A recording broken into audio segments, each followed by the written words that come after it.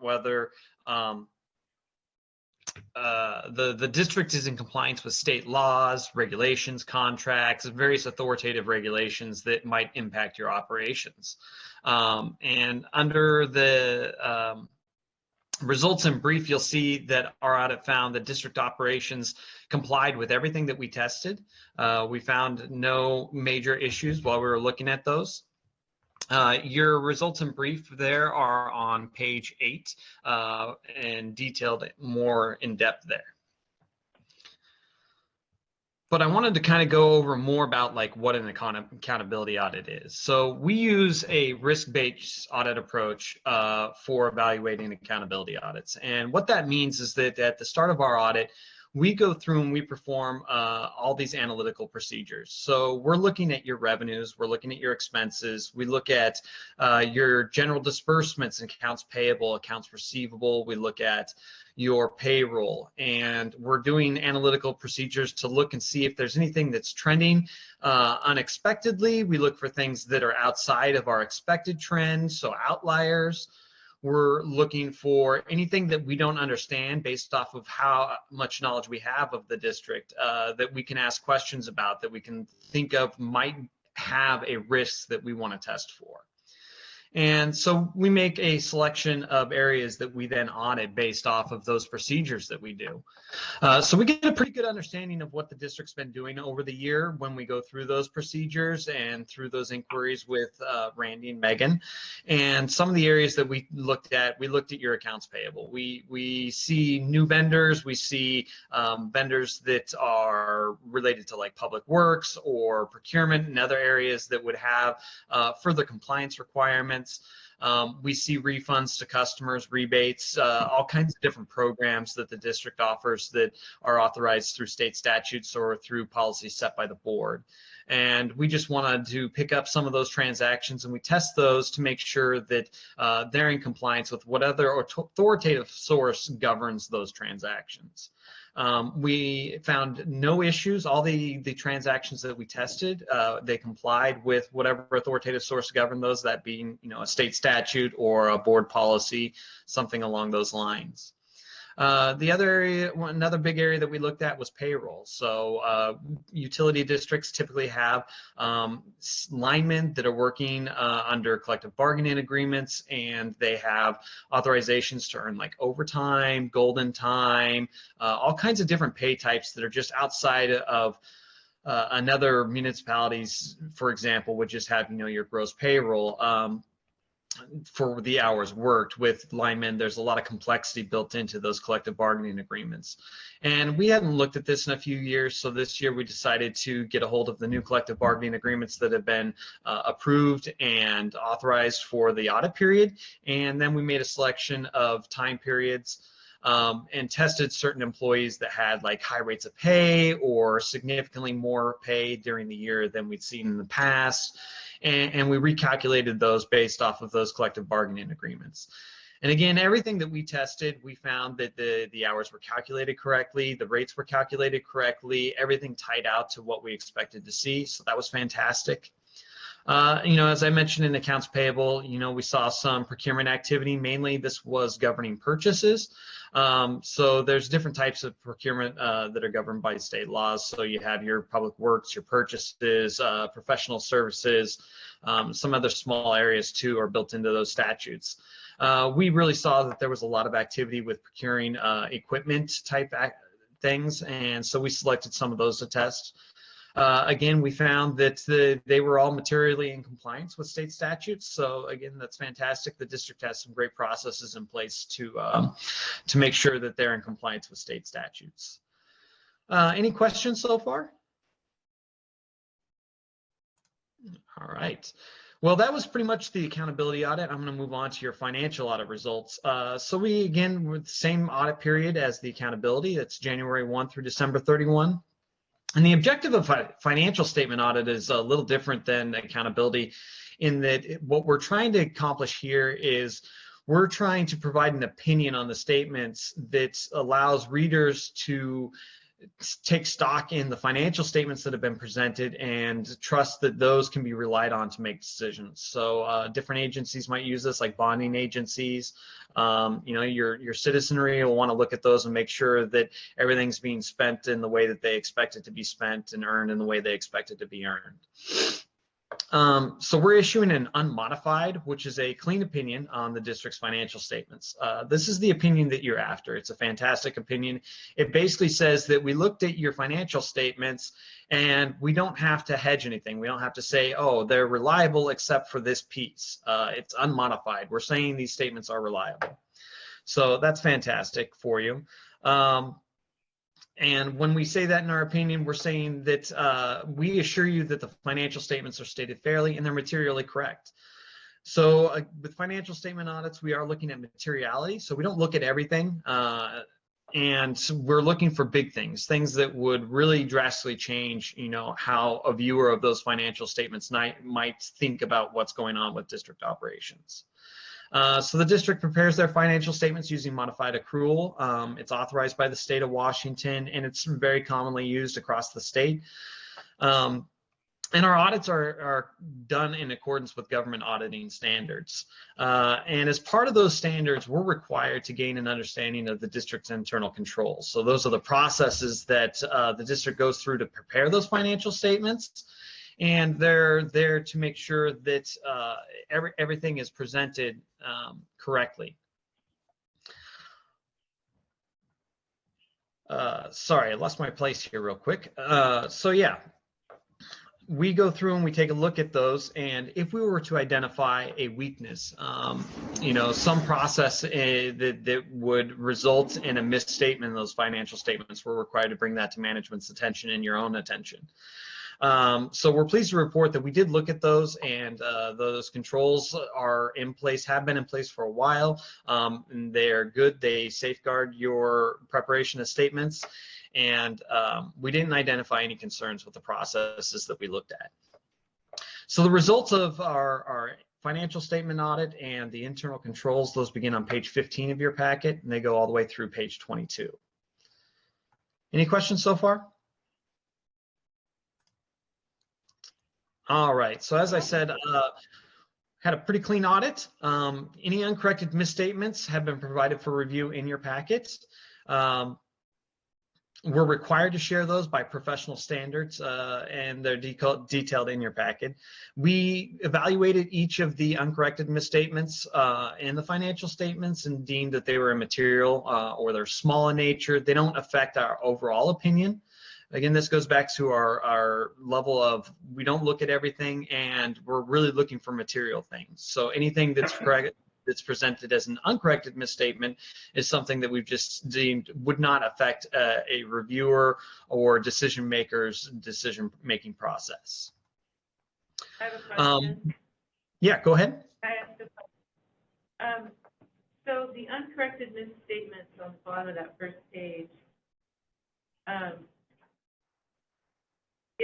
if they're misstatements, why do they stay uncorrected? That doesn't make sense to me. Some misstatements can take quite a bit of work to correct. The impact of those misstatements to the financials is what we would declare as trivial or immaterial. So we agree kind of with the decision of the PUD not to correct those because the total impact to a outside reviewer of those statements is not going to be modified based on the nature of these specific misstatements. There were no material misstatements or any larger ones, whether corrected or uncorrected, and the majority of misstatements were corrected then by the PUD. I think it really comes down to a cost benefit, Commissioner Green. It's a matter of how much cost would it take for the district to correct those statements versus what's the benefit to the user of those statements. So in not correcting them, is there going to be any change? I mean, No. Those statements we provided to management, and they've already evaluated them and looked at what it would cost to correct them post-audit versus what it would take to to implement a new process for next year's preparation of the financial statements. And since they have such a trivial impact on the statements, it's more efficient for them to correct the process going forward rather than retroactively. Does that make sense? That's exactly what I wanted to hear. Yeah. Perfect. Just sounds. It Just sounds terrible. like we're letting It's really not. Your guys' statements are very clean and very well done. So these are very minor. Yeah. And so this next paragraph kind of ties that off, is we're required to note whether there's any material or large misstatements that were identified and subsequently corrected by management. There were not. So anything that was identified was trivial. So yeah, it was a good financial audit. I'm going to turn this back over to Nick for our closing remarks. Yeah, I have some just fun administrative stuff to go over. So we did provide an original estimate at the beginning of this audit. We will be less than that original estimate. We have also on page 2 provided an estimate for our next audit for the next year. This will be a 1-year accountability financial audit. So very similar to the audit we just had, but you will notice that the cost increase, and that's because we're preparing on likely looking at a system-wide conversion for lots of the different functions at the district. This takes an additional time and resource on top of the audit we normally conduct. So the audit costs will go up for next year, and then for future years, you'll see those costs go back down. So they will not stay that high. But this is just for budgeting purposes for the future. One thing I want to add to this is we noted that the district did receive a pretty large grant. Anytime the district expends more than $750,000 in federal funding, that does add a single audit, which would also increase your costs. We've discussed with management, and it looks like the potential for the fiscal year 20 getting added on. Is that the North Bonneville? Yes. Yes. It's early in the week, but report publication can take a few days. I think we only issue reports on Mondays and Thursdays, so there's a good chance your report will be issued early next week. With that, an audit survey will go out. Audit survey really helps us learn, grow, make the necessary changes we need to make sure that the audit is beneficial to you, working properly. Travel savings, us doing a more remote style audit, but we're really interested in getting that feedback. So the audit survey is definitely going to Megan, Randy, and I believe a board member. You guys can forward those on to anybody who we worked with on the audit and send those responses back. Thank you, guys. Thank you. Any? I've got a little bit of a rambling question. Yeah, go ahead. Started this. This is Dan. We started doing annual audits just a few years ago. Before that, it was every other year, and I think we've all appreciated doing that. But part of the argument for doing annual audits, so obviously twice as expensive or close to twice as expensive as every other year, was that we just wanted to get a good feel for where we were at. We were largely a new board and a new staff. Could you guys speak to that a little bit? Is there a point at which you would recommend that we go to an every other year, and is that now? Every other year audits can be approved for entities making earning revenues under a certain amount. The amount is escaping me. I don't believe you. I mean, you're obviously not in excess of that amount.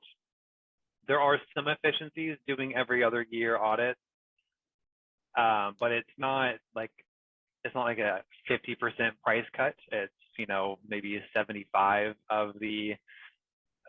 80 of the quoted price, so you do get some cost savings.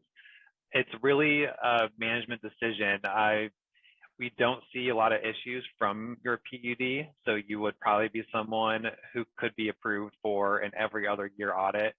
I'm not the one who would make that decision. Lindsay, who unfortunately is not with us today, would probably love to talk to you guys about more of the potential of switching back. Micah did bring up a single audit. At any time, if you guys need a single audit, we would have to do it that year. So even if it was split, we then have to make up a plan to say, okay, you're on your off year, you guys got this grant, we need to come and do this audit this year. So that could disrupt the every other year pattern. But it's, you know, we kind of respect board management's decision on what audit frequency they're looking for, as long as they fit within the parameters, the RCWs, you know, our audit standard that allows us to make those schedules. Thank you. Yeah, I would say that's a big question that would require some additional information and a different some more evaluation. When you start talking about every other year audits, there's also some additional costs that are unseen, like your staff having to remember to maintain records and documentations and keep them kind of at the forefront of their mind for an extended period of time rather than a year. So it's definitely a discussion that you would want to have with our program manager and then amongst yourselves as well as to how that will affect your operations as a whole throughout the proposed audit period. The last slide we have here is just a big thank you. We really appreciated the timely communications throughout our audit process. Like Nick was saying, I mean, it's a different world. We're auditing remote right now. You know, Megan and Randy were really good at getting us documentation timely or letting us know like, hey, we've got payroll going on this week, so it'll be, you know, Thursday when we get you those documents. And it really makes for an efficient audit process in this remote environment when there's good timely communication. And it also helps get through the audit and get it wrapped up and shipped out when they make it a priority, which we really appreciate that. We'd also like to thank Megan and Randy both. I mean, I've been doing this audit now for I had a short break, but you know, close to 4 years I've done this audit, and every year I get the same question from them towards the end. Even when you get a really good, fantastic, clean audit like we have, they always ask, what can we do better? And it's really appreciated, and it's definitely visible. Anytime we make recommendations, they evaluate them, they put into place what works for them, and they end up making our audit process really, really easy and efficient for us, and we appreciate that. So thank you both. Thank you, district, for providing all the information we needed. Well, that's good to hear. We think a lot of Randy and Megan also on this side of the screen. So it's good to hear the confirmation of that from the state auditor's office too. Yep, absolutely. Any questions for Micah or Nicholas? All right. Well, thank you very much. Yeah, and if you guys do have any questions later on, page 3 has all of our contact information, email, phone numbers, all that. So thank you guys so much for your time this morning. Thank you. All right, thank you. Thanks, Micah. Thank you. Bye. All right, thank you, everyone. Have a great day. You too.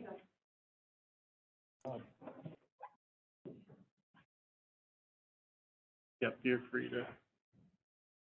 Come on, Megan, you don't want to sit through a meeting. Gee. Matt, apologize for the delay there, but we can sure have you on right now on you have a presentation. Yeah, so through the Legion and the Veteran Advisory Board, we're working on you guys may have seen it in the Dalles. Some of the bigger municipalities are working on the Hometown Heroes banner program. So essentially every year or every holiday where the American flags go up on light poles, we'd be putting a sponsored veteran on a banner underneath them. So we've met with county commissioners and we got an okay, and 3 weeks ago or so we met with Stevenson City Council and we got an okay down there as well. I'll show you what we're doing, how we're doing it, prices, etc. The main reason why they're duty light poles, but we'll have to change out the bracketry to it. We'll have to take the American flag bracket off. We're still talking about one bracket. We're having brackets made where the American flag and the banners would be able to go up on one bracket. So this is the material that the banners are made out of. If you guys just want to pass it around, families will be able to sponsor a veteran. Well, it was easy. easy to do the banner for me because I just had the picture readily available and stuff. But, this is a very generic one. The banners will eventually not only have their picture, but it'll have their branch of service, their years of service, their awards, anything that really wants to be put on. This is the size of the banner. It's a paper mock-up, but this is the size of the banner. So as far as improving the veteran community's free decor, when you were driving down Wind River Highway or down Main Street in Stevenson, you see the flag, and then underneath the past and present veterans of the county being presented. I think it would be a popular thing. And then we're going to do yard signs as well. Yard signs will be cheaper than the banners, but that way they can be placed on graves during Veterans Day, like that. So it's a pretty simple program. We're handling it through the Legion. We're going to open it up twice a year for families to be able to sponsor best. That way we can get the banners made in a pool type situation and save money.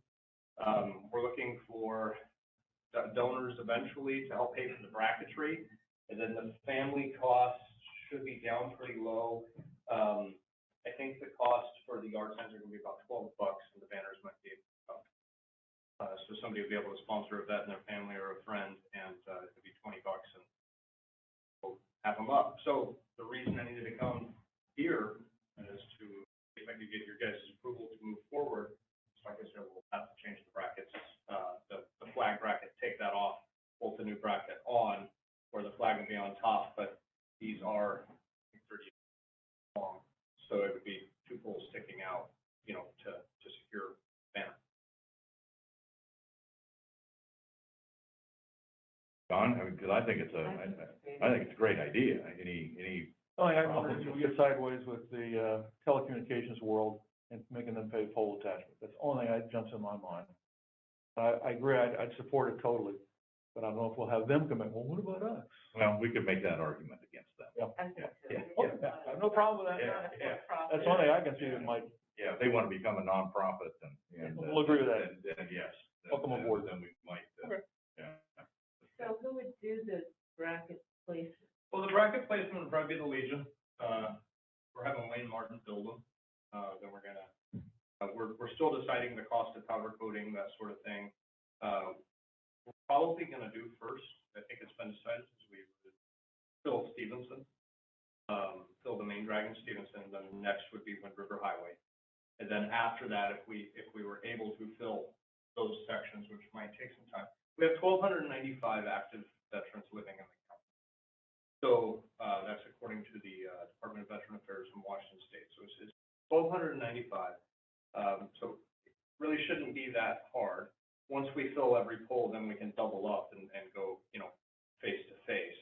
So that way each pole has two vets on it. Once that's done, we'll go and blast North Bonneville and we go down there. So You've still only touched the center of the county. I would venture to say there's a whole lot of vets on the west end. Is there any way we're gonna venture out there? I mean, I think it's possible. Right now, it's a program that hasn't had anything. We don't have the first banner made. So, yeah, I'd like to see every light pole and every banner in the county filled up every the 4 holidays that we put the flags up. But Have you guys talked with the Legion out there, the Washougal Legion? they know, yeah, they know. Okay. So, because it was originally approached, it was brought up with the Veteran Advisory Board. So the Veteran Advisory Board has 2 representatives from Carson, 2 representatives from Washington, and 1 at large. So, yeah, they are aware of what we're doing. You're right, we did, but I guess it's because everything here, you know how it is, if you live in Carson or Stevenson, you don't really think of Washougal as Carson. Yeah, that's why I have to do this all the time. Yeah. Remember the West End? That's the 2 main traffic lanes. Yeah. And maybe up by Mercantile. Yes, now, just because I don't spend any time down there, do they put flags up on Washougal? Not that I know. I don't know. If they I don't that would have to be think- something that would be. It'd be approached something as new, well, probably, right? yeah. We want these underneath the flag. Well, once they maybe see the success of yours, then that might spur them on to doing something there, so. So the Legion will put the brackets up. You know, I would bring the brackets back in, talk to you guys, approve it, you know, line up a bucket truck and go through and basically replace them. We would replace them all. And Lions Club is putting the flags up. They did say they didn't, one representative from, said they didn't think banners up if they don't with the Legion. Have these brackets been looked at by linemen to see what, if there's any safety issues? Nope. They're different. I think that's something we ought to Good point, Price should have Matt Hollis. make sure our people. I'll get them on, I'll get the first one done. I'll bring it up, and let you guys take a look at it. They're gonna come out, 18 inches.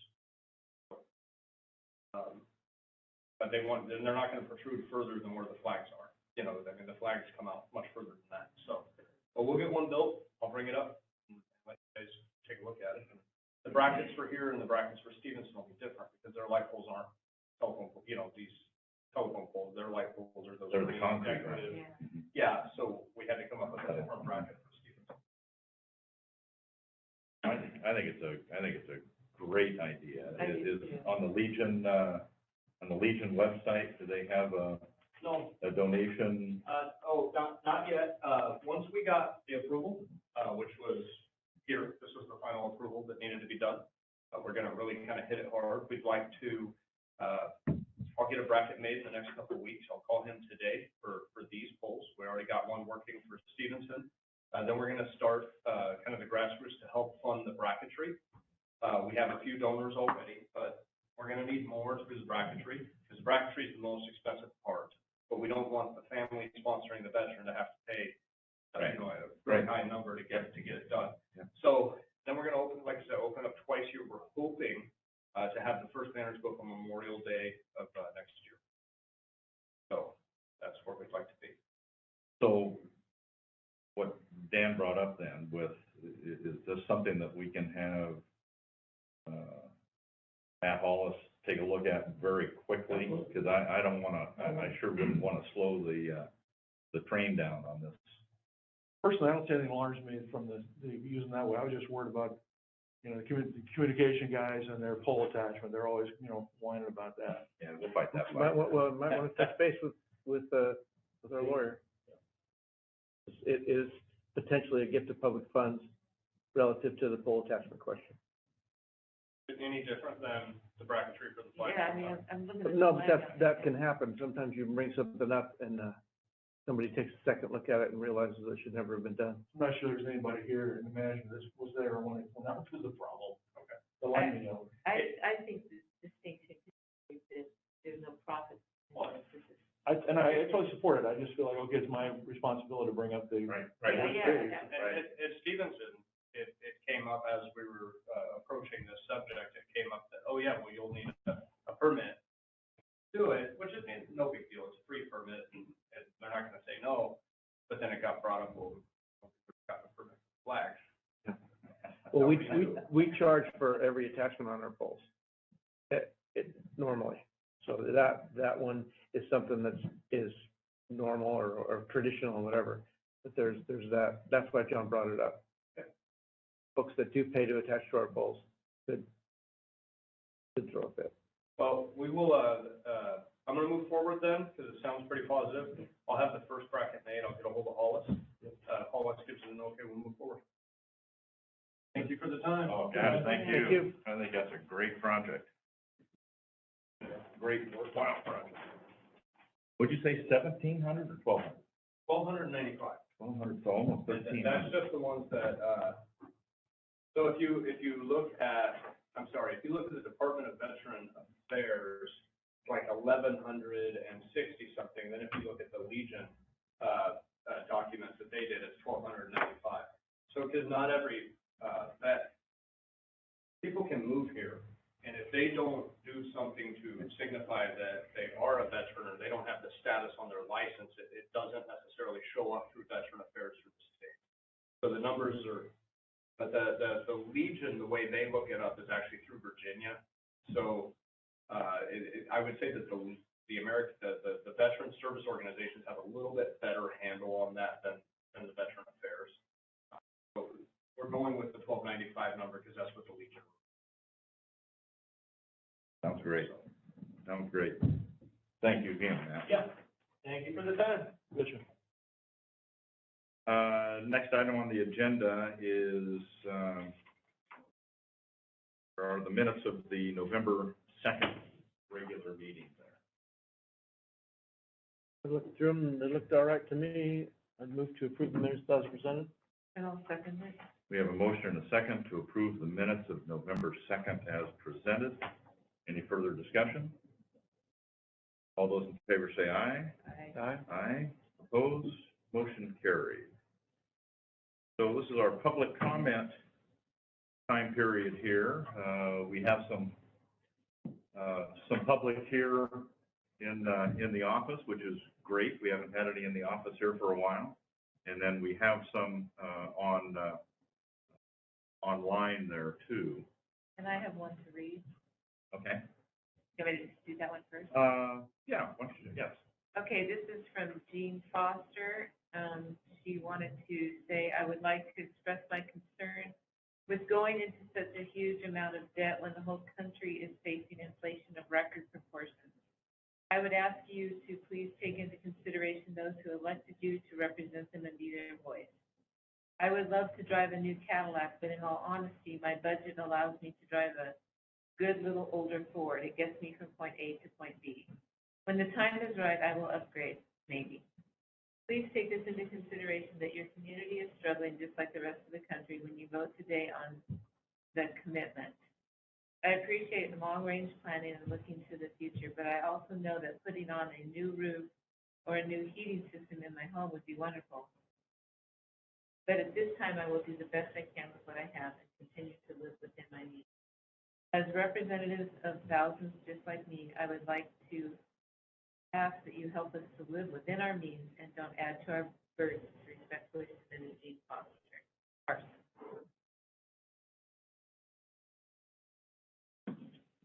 Okay. I got that one as well. Yes, and- I did too. And I got one other, this morning. Steve Wozni, said, Dan, no purchase of anything in any part made in China, aiding and abetting the enemy of citizens of Skamania County and funding their enslavers. Stephen Wozni, demand this be investigated before our credit card is committed to supporting the Chinese Communist Party.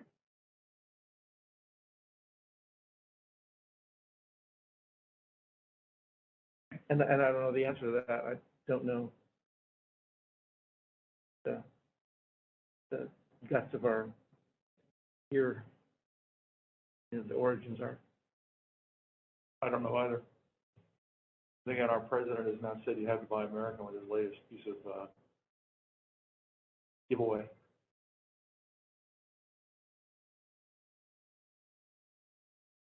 Okay, we do have, I guess we can start with anybody here who would like to, you don't have to speak, but if you want to speak, that's sure fine.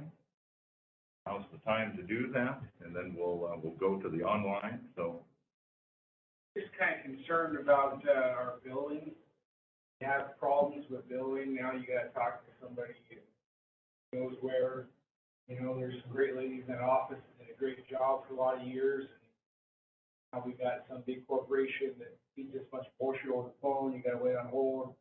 It's a mess. We're paying more for less. I would just want to ask, what corporation? What are you referring to? Whoever you call now to deal with your billing. That's the Yeah, front office. it's the front office. No, For making a credit card payment, is that? yeah, anytime you go through the phone, file anything for billing, it goes somewhere else. All we do with them is to say you have problems with your service. Well, I think you could, I know that the phone system has, the first thing it says is you'd like to speak to a person, press 0. Yeah, and you don't get people here, you get people, whoever you No. guys have contracted to do billing. So there's been a change recently made, Tim, that, I guess you guys will speak to it.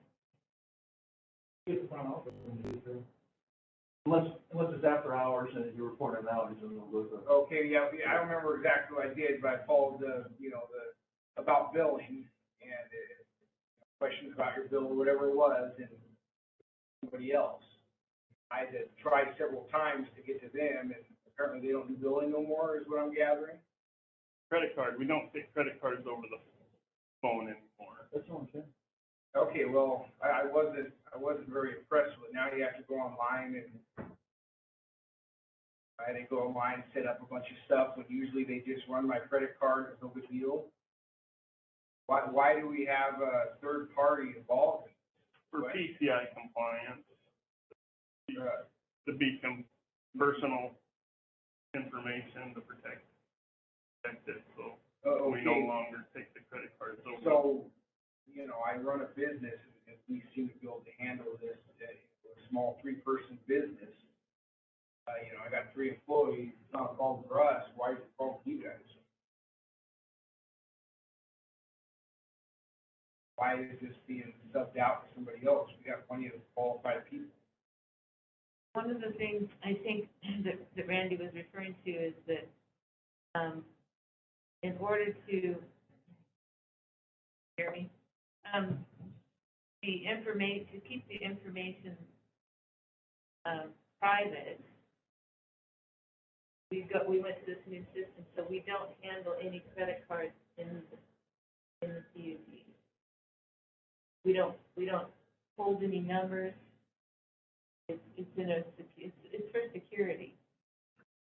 And I believe it was argued that it's for accuracy as well, in that you're the one responsible for putting the numbers in exactly, rather than it being transposed from your voice to someone's ear to keyboard or something where there's another opportunity for error.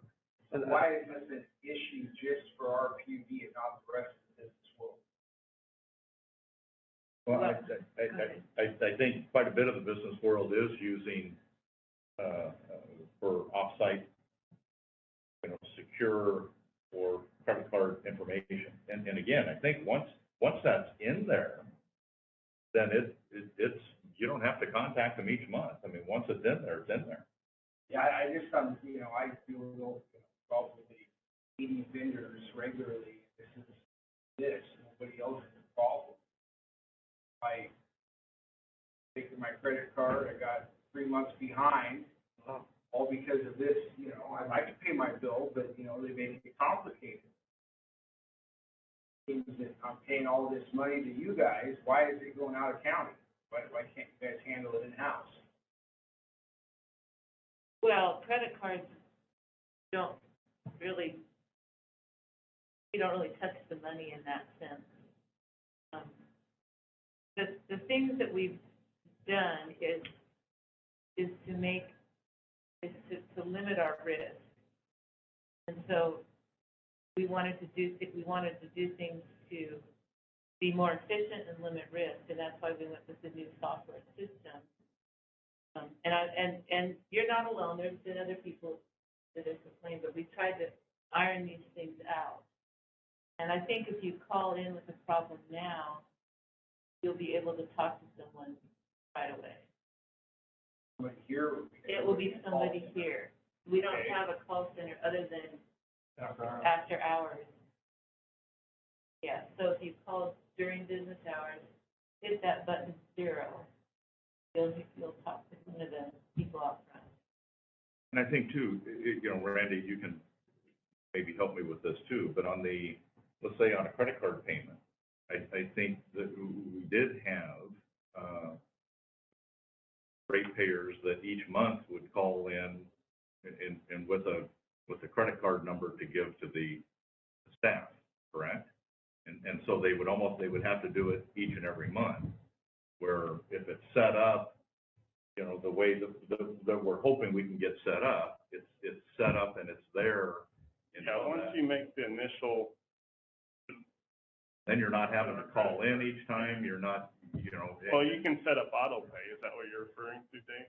Well, I guess auto pay, or I guess if you're doing still the credit card. If you're doing the credit card, the third party will store that, so it'll recognize your phone number, it'll pull up your account, and then it'll prompt you, you know, the amount you want to pay, would you like to use the card ending in XXX?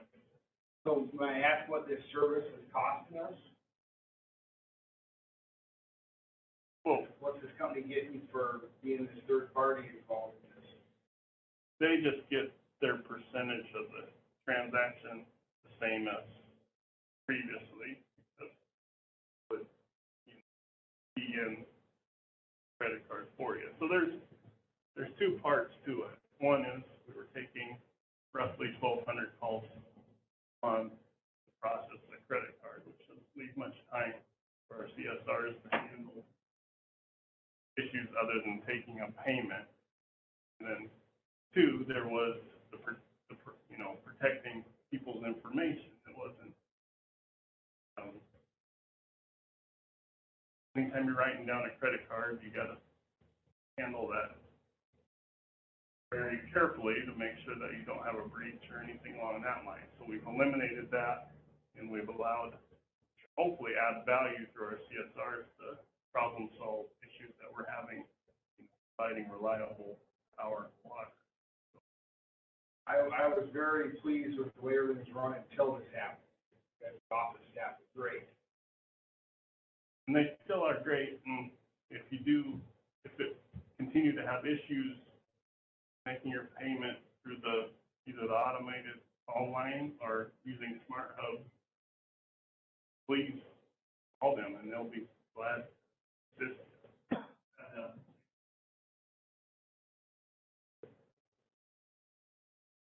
And you're always welcome to call any one of us and see if we can navigate this too. I'll keep that in mind. Thank you, Tim. Thanks, Tim. Any other? I guess I could speak.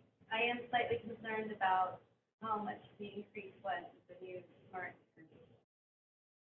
From what I understand, it jumped up quite significantly from when you were first told how much it would be.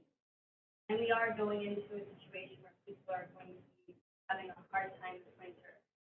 And anything that would increase their power bill, increase their cost of living, is not worth, in my opinion, the future of this project. People are not going to be able to heat their homes and do what they need to do this winter. It's not going to benefit them in 11 years.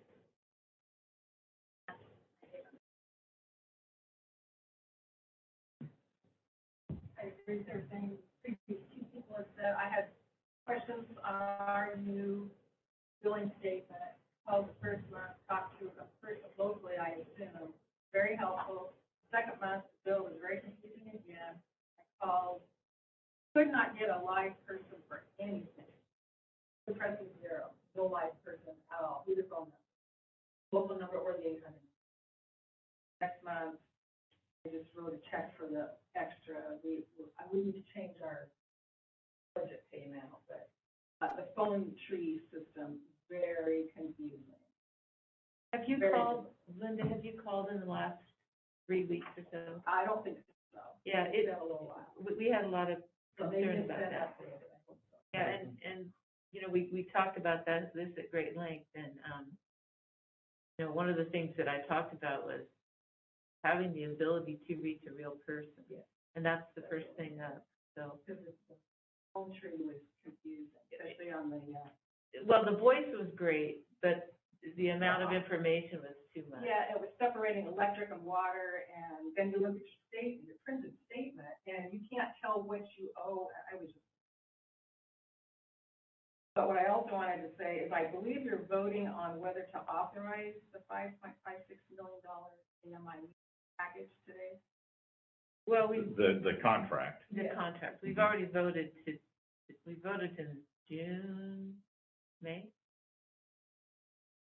I'd have to look on. I would just urge you not to authorize it. Probably you may be getting grant money. There are always conditions to grant money, so. Very risky. Thank you, Linda. No questions. Okay. I've got one. What's the financial benefit to this meter?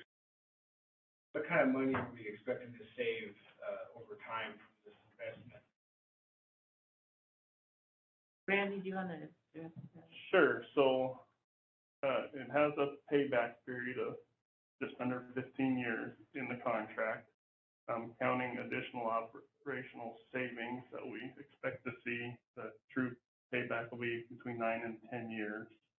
So Then after that, those operational savings would be ongoing from there on out. What kind of savings are we?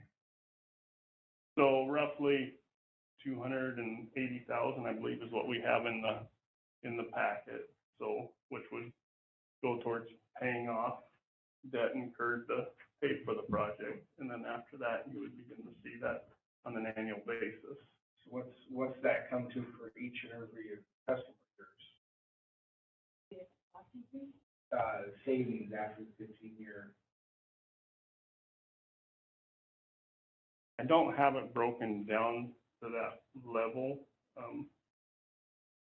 Commissioner Boyce presented at the last meeting that the cost per customer is roughly $700 per meter. So Over the course over of 20 If you years. just do a simple division, that's the number. Obviously, it's more complicated than that, but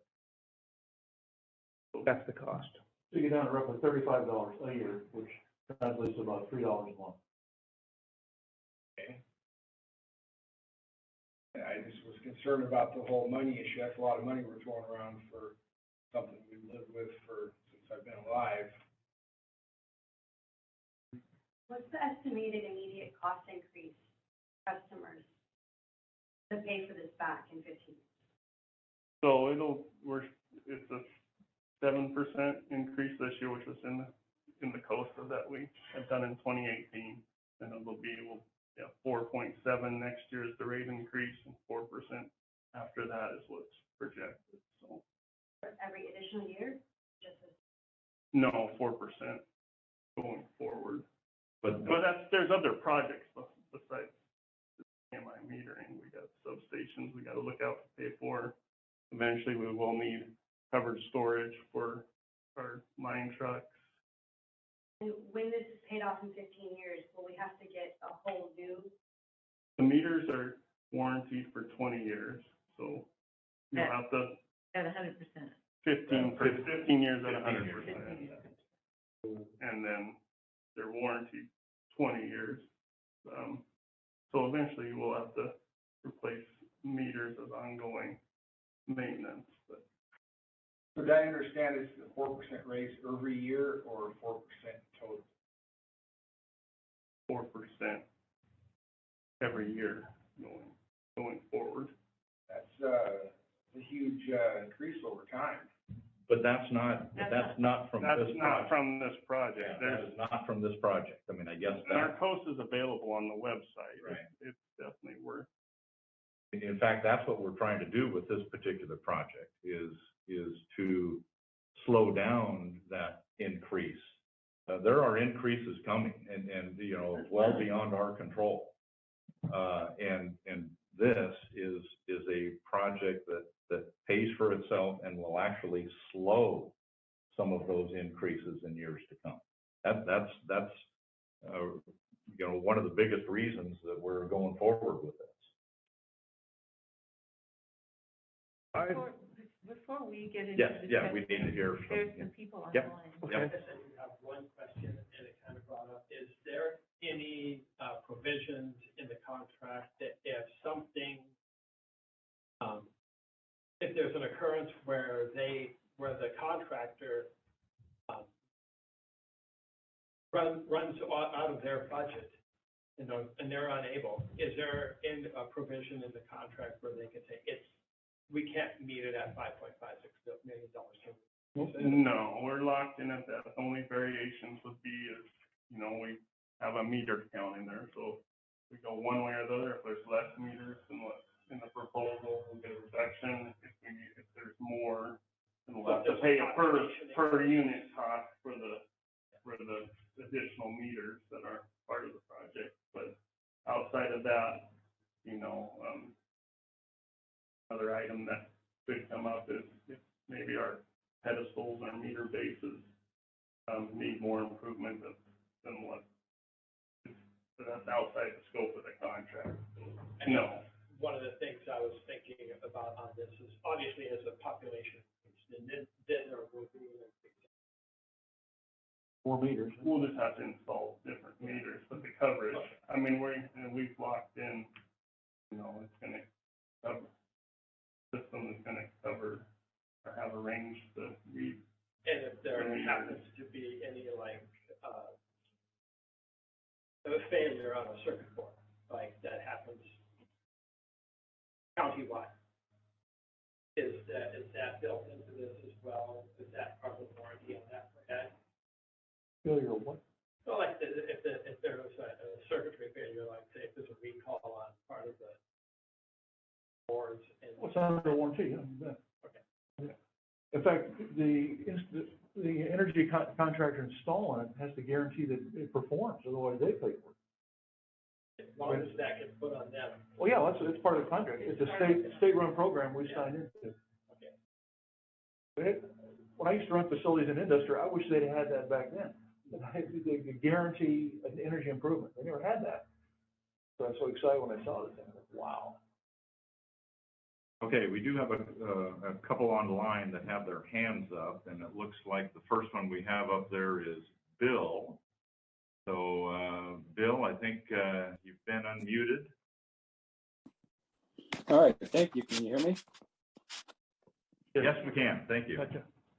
All right, good. Yeah, I'm just really not in favor of going in depth to $6 million for the smart meters. You know, from the numbers I seen on you guys' site, it looked to me like it was going to take 24 years just to break even. You know, I'm not privy to all the, the grants and stuff that you're hoping to get, but hoping to getting them and actually getting them are two different things. Looks to me like your best case scenario is 15 years payoff, but what if it goes to 20? You know, in 20 years, that whole system's going to be obsolete and need to be replaced again. And that's assuming all the money you take in from your supposed savings are going to pay the debt. I don't know if that's your plan or not, or just incur more debt and just pay the debt service, in which case that would leave a whole chunk of money for our kids to pay for. That's just some of my concerns. And also the longevity of these. I see that they guarantee it for 20 years, and that's a good thing. I remember when you guys sent out the light bulbs that were supposed to save us money and last these long periods of time. And remember that 12 years or 7, I don't remember. It's quite a while, and they'd pay for themselves, and they started burning out after 2 years. And I also think, like our appliances we buy today, they're nothing like what we used to get. Used to get something that lasts 12, 15 years, 20 years. Anymore, they only last for, 4 to 7 years, and they're junk. And so I'm just skeptical about that whole system, personally. I'd like to see you guys do push self-read. If we can save $251,000 a year with these smart meters, if everybody self-read, we could do that same $251,000 and pay down our debt, or use that to offset our, the rising cost of inflation to help keep our rates down when people are struggling. And so, anyhow, that's my 10 cents on the whole thing. All right, thank you. Thank you, Bill. Yep. Steve, we have you up there next.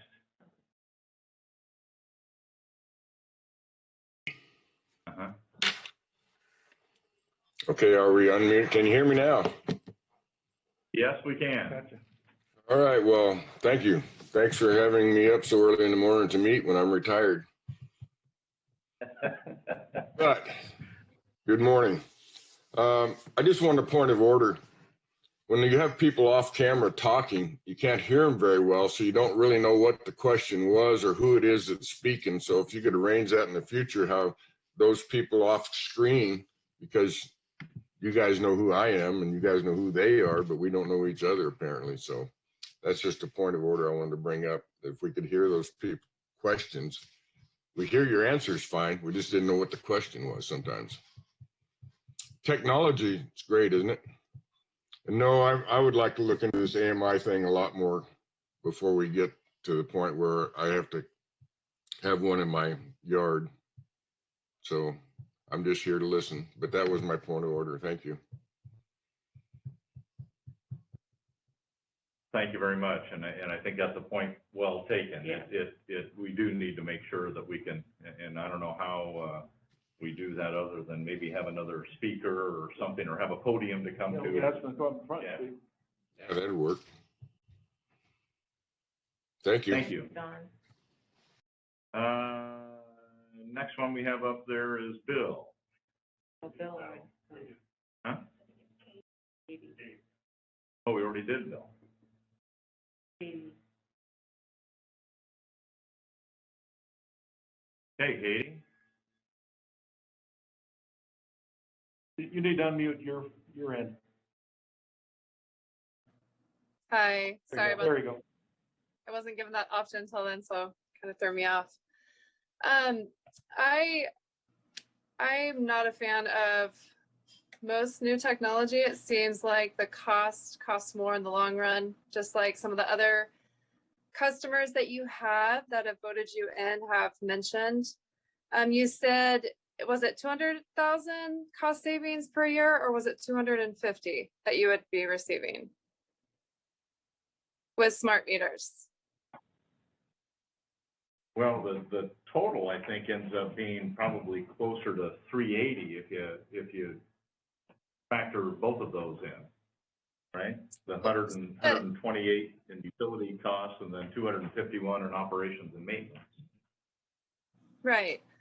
So you're looking at probably about 4 to 5 million that you would end up saving over 20 years. But then you're also looking at the meters are only warranted for 20 years. Everything that I have ever purchased, like all the whistles and bangs, it's always gone bad at about halfway through the mark. So any of these energy efficient appliances that I've received or that I've bought, all of them, they all crap out. Okay. So I'm looking at your guys's like percentages. You got 7%, then 4.7%, and then 4% there on out. So within 17 years, our increases are 71.7%. I mean, like, we don't even make that much more in wages alone, and you want to increase our bills that much more to pay for something that you can't guarantee will continue to work after 20 years. And then what do we have to pay then? You know, it's just little mathematical stuff that we're asking you to please look at. I would hate to like tell somebody, oh, you need to pay more because I think this is a great idea. I get that you're trying to make the best decisions. I appreciate that. You've done a lot of research, obviously.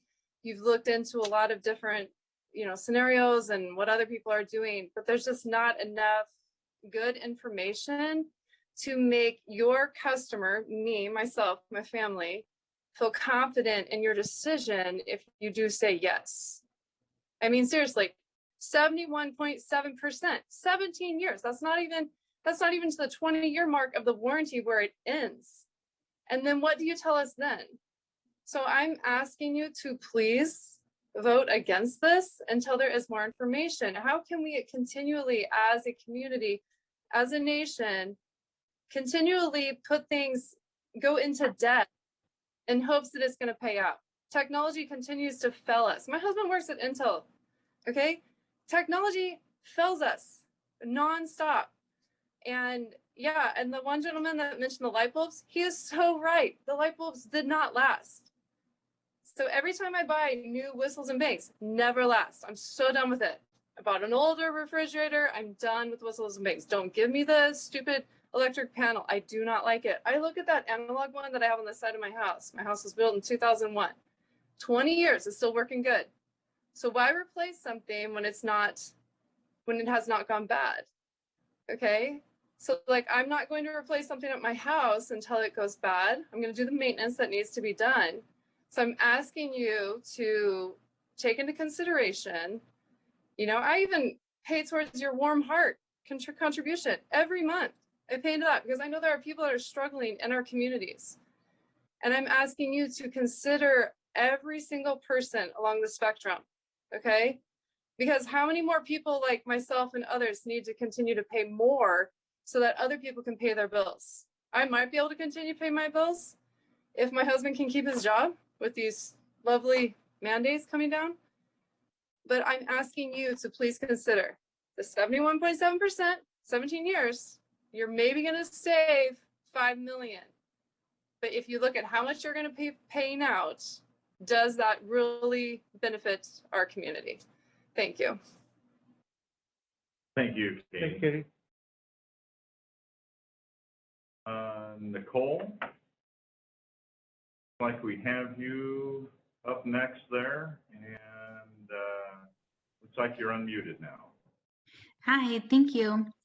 I'm just speaking today. I want to ask you guys to please not authorize the spending of the 5.56 million on the AMI meter package. Everyone else has been explaining really well, and I second those sentiments. We've recently had some increased costs to our electric bill, very significant, and it's putting a burden on our family, and I don't want any more increased costs. And if things continue to go up at this rate, and you're saying 4% every year, like, our family is gonna ditch you guys and go all solar. Things are getting way out of hand. I live in a county where all of us are very independent, resilient, and self-sufficient. And if it means that me as a customer I need to read my own meter, I'm happy to do that to save a little bit of money and help out the system. And I think a lot of the citizens would be willing to do that. So please think about this decision. I don't support it, and I don't support you guys making that choice for the AMI meter package. And another thing, I do support maybe doing those audits every other year. Sounds like you guys are doing a great job staying organized and with your information, and you're doing a good job. Don't take too much stock in those state auditors if they don't recommend every other year, because they're trying to make work for themselves and get money for their department. So you guys are doing good, and I think every other year audits would be a good idea. Thank you. All right, thank you, Nicole. Looks like the next we have up there is MW.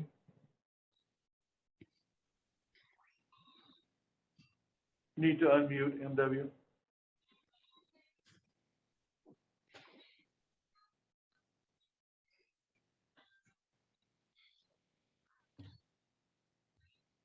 There you go. Oh, no, you muted back again. MW, we cannot hear you. You are muted.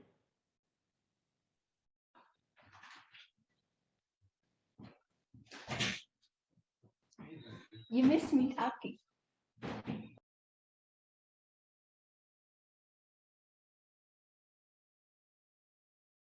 Did he drop off there? I'm still there. Oh, there he is. Sorry.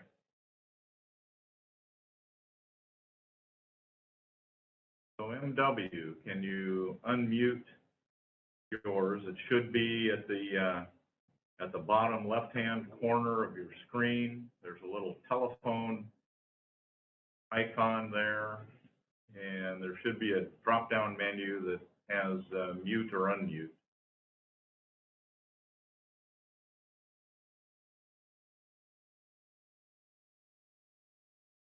Okay. Okay, Rachel, looks like, Rachel, you're up next there.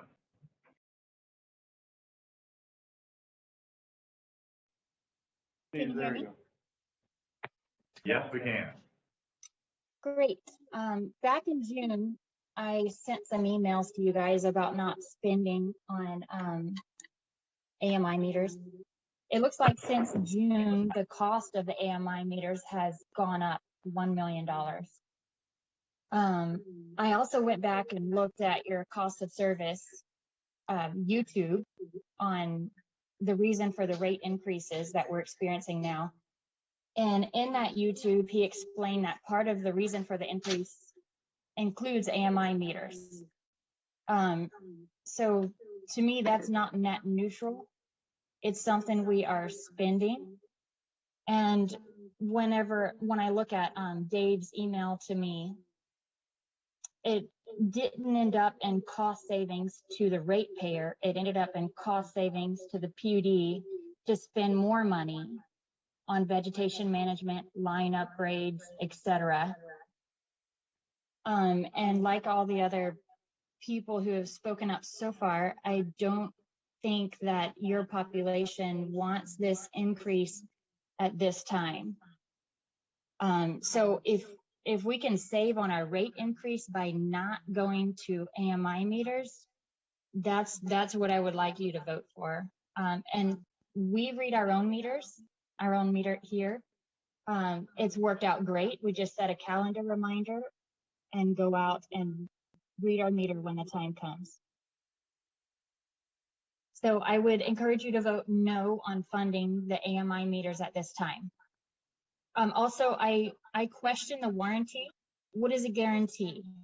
And if you don't make 100% back in 15 years, then do we get our old meters back? Does the company pay for that? What does this warranty say?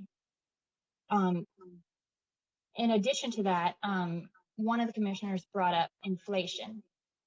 So as our money loses value and things get more expensive, if the company does reimburse for the meters not paying for themselves, then what does that look like when we add inflation into the equation? Because that's a real problem nowadays with double-digit inflation. So please consider your ratepayers and all these people that have attended the meeting and spoken up. Thank you. Thank you, Rachel. MW, it looks like we have you back again there. Can you hear me There now? you go. Oh, yes, we can. Sorry about that. I just, No. I appreciate you guys being patient with me. I have listened to a lot of people speak today at one of these meetings, and I am one who works weekdays, and it's very difficult to attend meeting at Tuesday at 9 a.m. I've had to rearrange multiple calls to make this happen because I'm so passionate about where we are today with the PUD, the additional money that we're being charged every month for our basic service fee that we have seen more than double in the last 4 years. And I don't know what that represents. Why is that doubling if you're not using that money to currently pay down debt service and not incur additional debt? You know, as a family of 5 in my house, we try to minimize our monthly expenses as much as we can to make sure that we have coverage in the event of an emergency. And I expect my PUD to do the same. I do not expect you to continually spend money that we do not have on something that is essentially not a payoff. And I would agree. And I would like to reiterate what the last caller said to you. What is that guarantee? You know, guarantees are only so good. And if we have not done our homework, complete homework and due diligence, finding out what that guarantee is, and if they're 100% after that 15 years, I think I heard, and then there's a difference on those last 5 years, then you're not, it's no benefit. And again, as a ratepayer, I want the benefit to the ratepayers as well. And there was a caller, or it might have been somebody in the audience, it was hard to tell, earlier, that also talked about the new Smart Hub. And I did hear that you guys have made corrections to your phone system, which that is great. However, I have an elderly father who would call every month to pay his PUD bill using his debit card because he cannot punch in the numbers on the phone. And he does not use a computer. And so you have a lot of people within the population of your district that fall into that category, and you have done them a disservice by contracting this out. So now he's going back to writing checks every month to pay you guys. So I don't know if that was ever considered, and I understand security. I work in the corporate world. I get that. But you know, you really need to evaluate all of your customers when you make these decisions. And then I just want to add one other thing. My father lives next door to me, and on my last bill, my billing cycle was 25 days and his was 22 days. I cannot feasibly understand why there would be a difference in the amount of days between my bill and his. So I think there is some issues that need to take place in-house before you invest or spend or allocate $6 million that we don't have, that you're burdening myself and future generations to come. So I encourage you to listen to all your constituents today, as well as I'm sure there's been many others, and do not allocate this money. There's got to be a better way. Thank you. Thank you.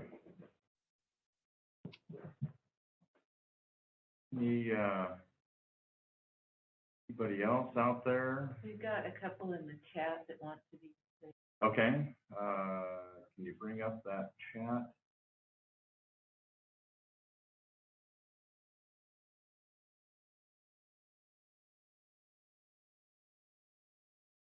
Is that the last one? What do we have up above?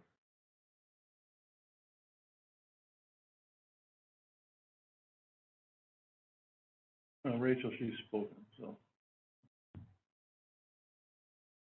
Comments regarding the AMI meters, to customers to opt out, no cost, with the commission for a countywide survey to see the actual feasibility going forward, given there's an opportunity to opt out. Numbers look like. And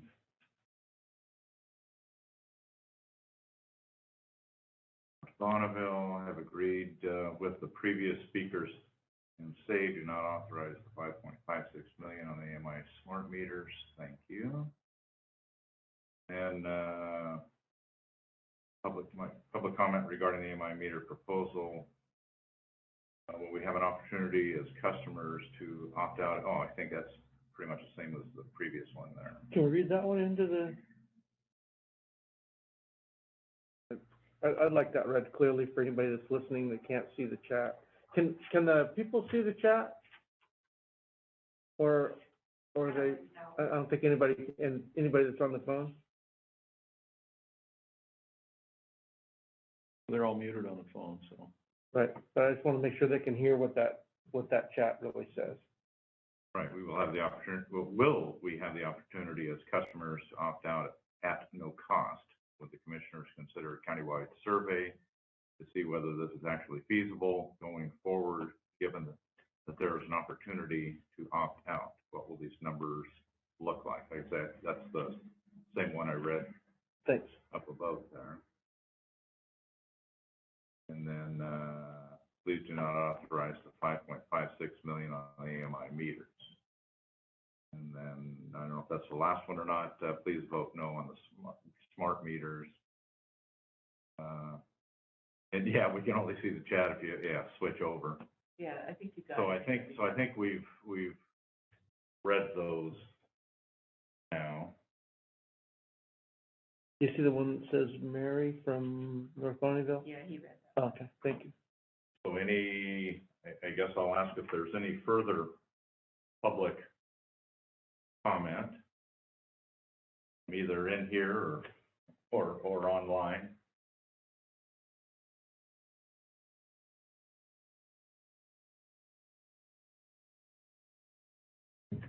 Can we get you to come up by the microphone so people don't complain about it? Sure. Because they can't hear And shout it out. Yeah.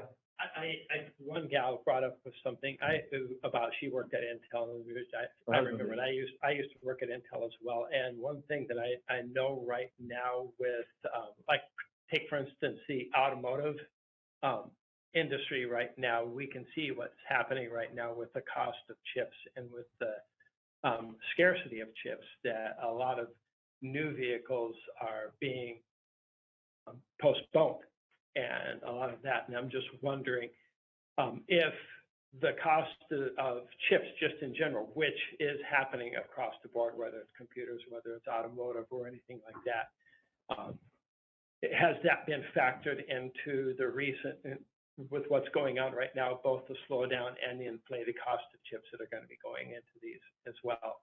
And because we're going to be seeing a lot of shortage, and how long would this take to be implemented? And would something like the shortage of chips that we see right now, whether it's from Intel or Motorola or whoever, is that going to be slowing down the process of all of this going in? Would that be an increased cost as well? It will not be an increase in cost because they've guaranteed the cost in the contract. They have to meet that. Okay. And then if they go out of business due to the high rate of cost and the fixed cost that we are given, what guarantees would we have if that company were to go out of business? I don't know if the whole economy collapses, who knows? If you get that, because it's a big corporation. It's not like it's a little song and dance outfit. We're only one of the major ones. Yeah, it was just something that I thought about because I do know that the shortage of chips, the demand and the increase in cost and rate. I'm just wondering if they're going to come back and say, okay, we need another million. No, no. Yeah, this talks about like what John just said, is that we're locked in at that price. If it goes over, the material cost, they bear that expense. If it's under, we get the cost savings and we don't split it with them. So it's kind of guaranteed. Guaranteed max with no savings on their part. We're going to. The one thing you bring up though is supply. It's going to take a long time, especially with the shortage that we're dealing with right now, and it almost would make sense to wait until we can fully implement it in a faster fashion than if we implement it now. They're available. It's not the same chips you get in cars. I used to work for Intel also for a lot of years. Okay. And high tech, that's where I came out for 20 years. Yeah. Yeah, I just know that the increase in population is going to be happening rapidly here in this county, and that's going to factor into a lot of this as well. All right, thank you very much. Yeah. Thanks. Got two more chats up there.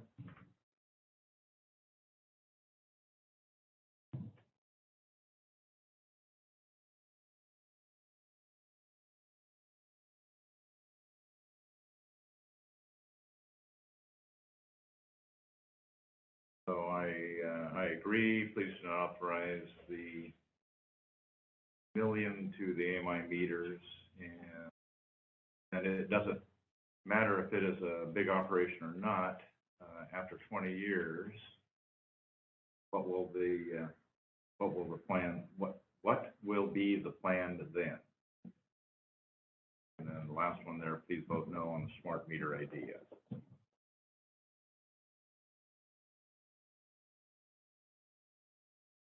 So are you closing public comment? So we will go ahead and close public comment.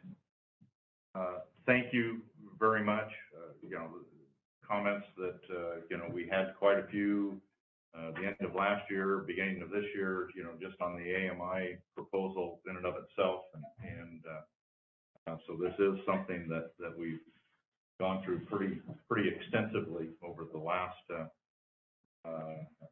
6 to 9 months, I would imagine there. And so what it comes down to today is the actual contract that we finally have in front of us. We did. So I guess let's move forward to. We don't have any staff reports. It looks like. Can I say something before because I don't know if we're going to lose any people. Sure. Thank you for being here. I really appreciate them bringing up the problems with billing and the phone. I think Linda mentioned that too. And we are paying attention to that and making changes and smoothing that transition out. Bill had mentioned about the light bulbs, and I just want to say that those light bulb programs are kind of forced on us, because part of your rates that we collect go into that fund that Bonneville holds.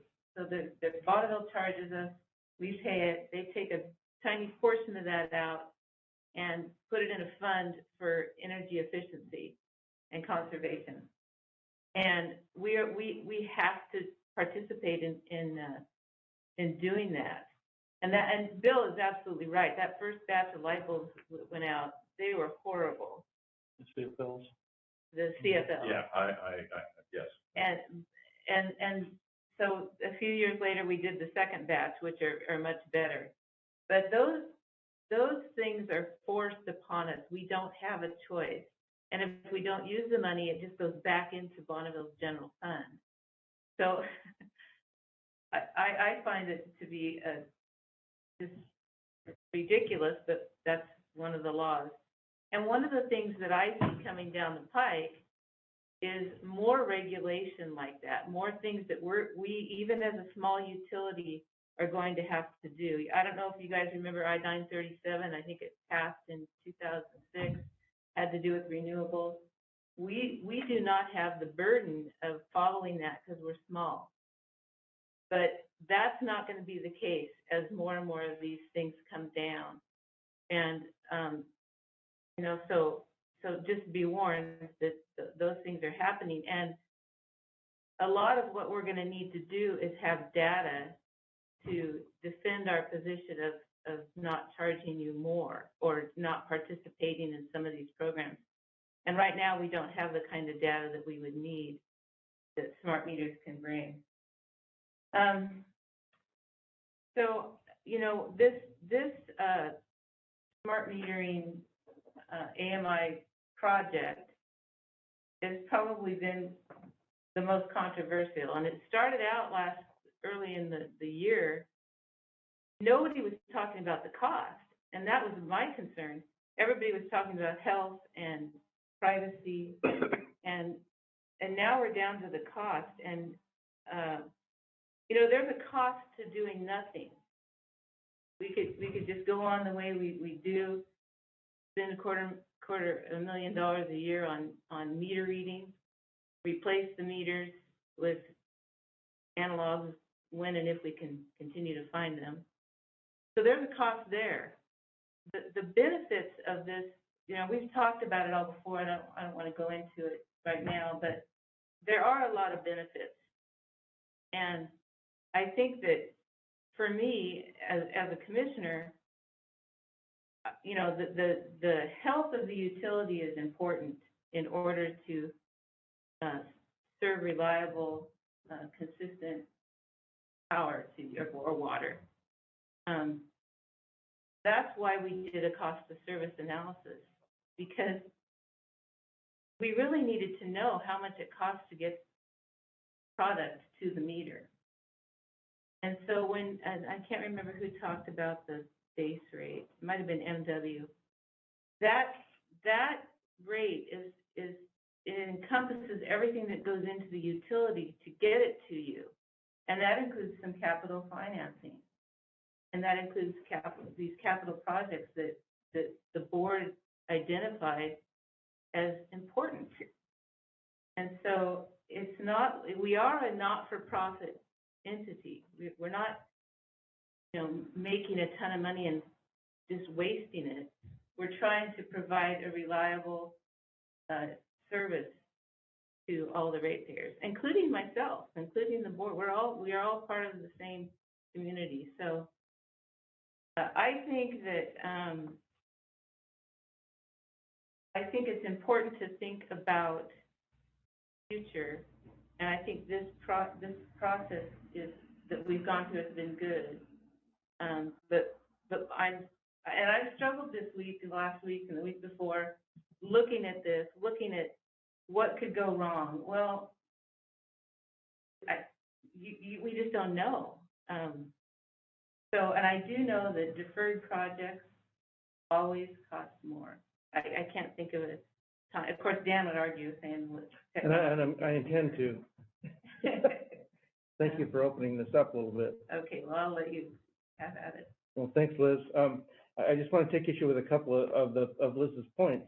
Yes, as we went through the cost of service early on, the smart meters were part of the package, and I was consistent, I believe, in asking the question, do we have to do all these things in this package? No, no, no. These will be debated down the road as the years roll out. And my specific issue was smart meters from the very beginning, and that, yeah, cost of service includes it, and there's a big chunk of money in there for it. And I was optimistic that the rate changes would be able to be shrunk if we were able to whittle that out of the future. And further optimistic that if we kept the rate raises going, that we'd use it to whittle down debt instead. Well, that hasn't happened. We haven't whittled down debt, and we've continued to leave smart meters in, and they're in there now. And I've kind of been frantically digging at ways to kill the thing. People know that. And one of the questions that came along was, what if we read our own meters? Well, I got stink eye from a lot of folks, and that meter reading is a thing of the past, and we shouldn't ever ask anybody to do that. Well, up until recently, and I'll take the blame for this, I didn't find this out until pretty late in the game. Our neighbors in Klickitat, who are, I believe, moving towards smart meters, they have 6,000 customers-ish that read their own meters. That's virtually all of our electric meters. I don't think that our utility tried hard enough, I don't think it tried at all, to encourage reading our own meters as a real live cost decrease. And so I continue to be, I guess, a pain in the neck to everybody in this room and say, no, we don't have to do this thing. Smart meters are a wonderful meter where we've gone from the old dial meters. I still have a couple of those, but they're basically a Rolex. They're a fancy mechanical machine. They're very expensive to manufacture, very complicated, and they're obsolete. They're going out the door. New meters are cheap to manufacture. They're accurate digital readout meters. That's the kind of meter that we're putting in periodically now, because we haven't got the smart meters yet. The difference between that meter and a smart meter, the smart meter has a radio in it, a walkie-talkie. It has a little computer. It has memory in it, and it has a display and the thing that actually reads the current going through it. But the biggest expense inside that smart meter is a great big power relay that can switch on and off. I realize the meters that we have now are not like that. They simply read the power that's going through them either direction. They'll increment or they'll decrement. But a smart meter has a big switch inside of it. And if the folks that are out there worried about the few smart meters that have caught fire, it's happened. Smart meters now have a couple of thermocouples in them too to catch heat issues. And the issues there are because smart meters are a much more elaborate device than a actual just current reading meter, which those things are well under $100 a piece for good reason, because there's not that much there. Technology moves forward. I read meters for a living. It's one of the things I do at my job. I deal with all sorts of process control instrumentation. Everything's getting cheaper. Everything's getting smaller. I support modern meters working their way into our system. But smart meters have a bunch of gear inside that has different reasons, different purposes. And a lot of it's great. The reason the walkie-talkie is in there is so it can communicate back to the software that's the smart meter system. We can gather information. We can understand whose power might have gone out. There's lots of good things about it. But it is an expensive piece of gear that I don't like for a lot of reasons. So I will continue. For you. Okay. What would we do then? And I think this is coming down the pike. Okay. I think I said that twice today. What are we going to do when we're forced by our state government to do time of use meters? That is the question. Great question. And I hope that people watching understand what that question means.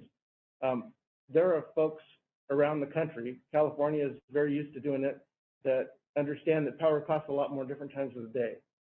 We don't do that here. As large, and partially because our meters are too dumb to do that. They don't know how. Well, I don't know that Bonneville. Kevin, about that? They don't offer time under our Yep. current. Yeah, I think it's a key. The smart meter program will do that. It will allow us to know when you bought power during the day, every minute.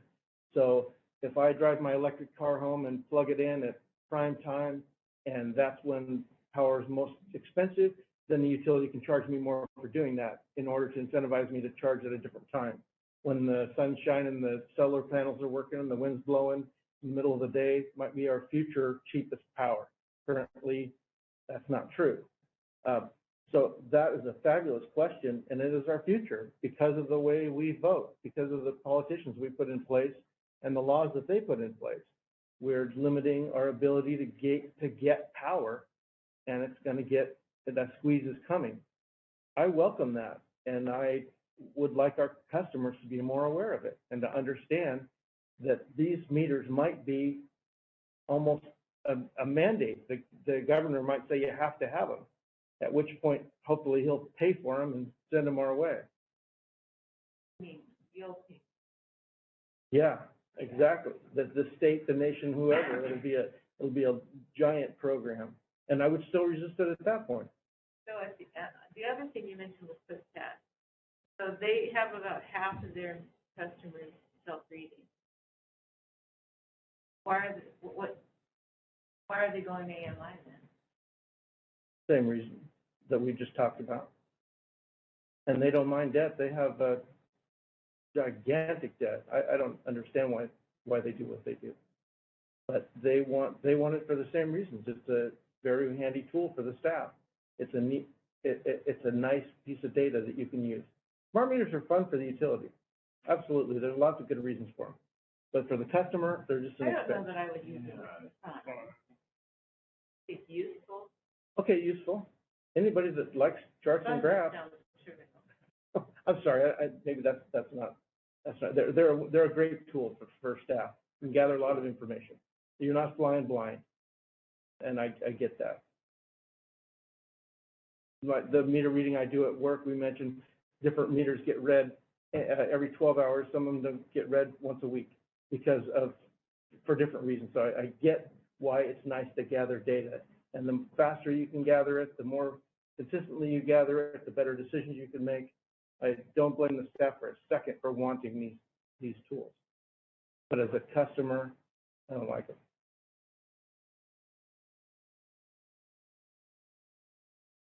And I guess I still get back to the myself. The information that we've been given, and I even went down to just even what payments would be, and not just the $5.5 million, but I like to get down into the nuts and bolts. $5.5 million sounds extremely daunting, but you have to. I think you have to look at the total picture and the total equation. Not just the debt equation, but what benefit do you get out of that? What income do you get back out of that? Something I heard from a few people there is, benefiting the utility. Well, if it benefits the utility, it benefits our ratepayers. It does. It does. If we can save money, if we can save time, if we can save trips, that saves our customer money, times, and trips. It just equates right back to them. So it's not we're not mutually exclusive. It's not the utility and our customers. Our utility is the customer. So,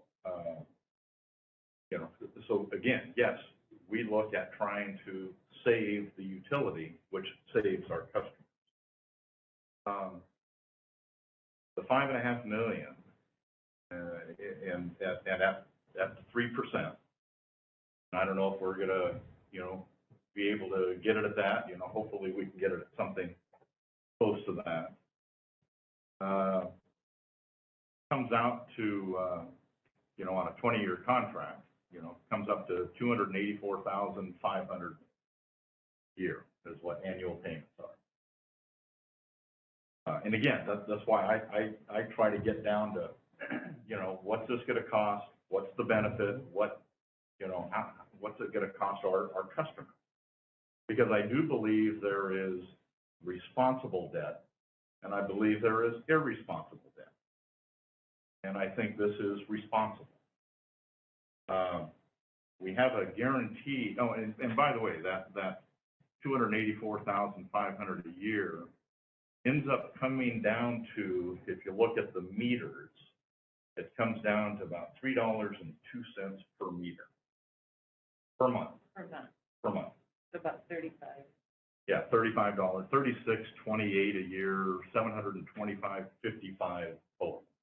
Again, those are just kind of crunching some numbers there, but $3.02 per meter per month. That's what the cost is. Now, we get a guaranteed saving, and this is a guaranteed. I mean, I've seen various contracts over the years, and I got to tell you, in fact, I think our general manager, John, has kind of said the same thing here. This is, you know, some of these guarantees that are on here are almost unheard of.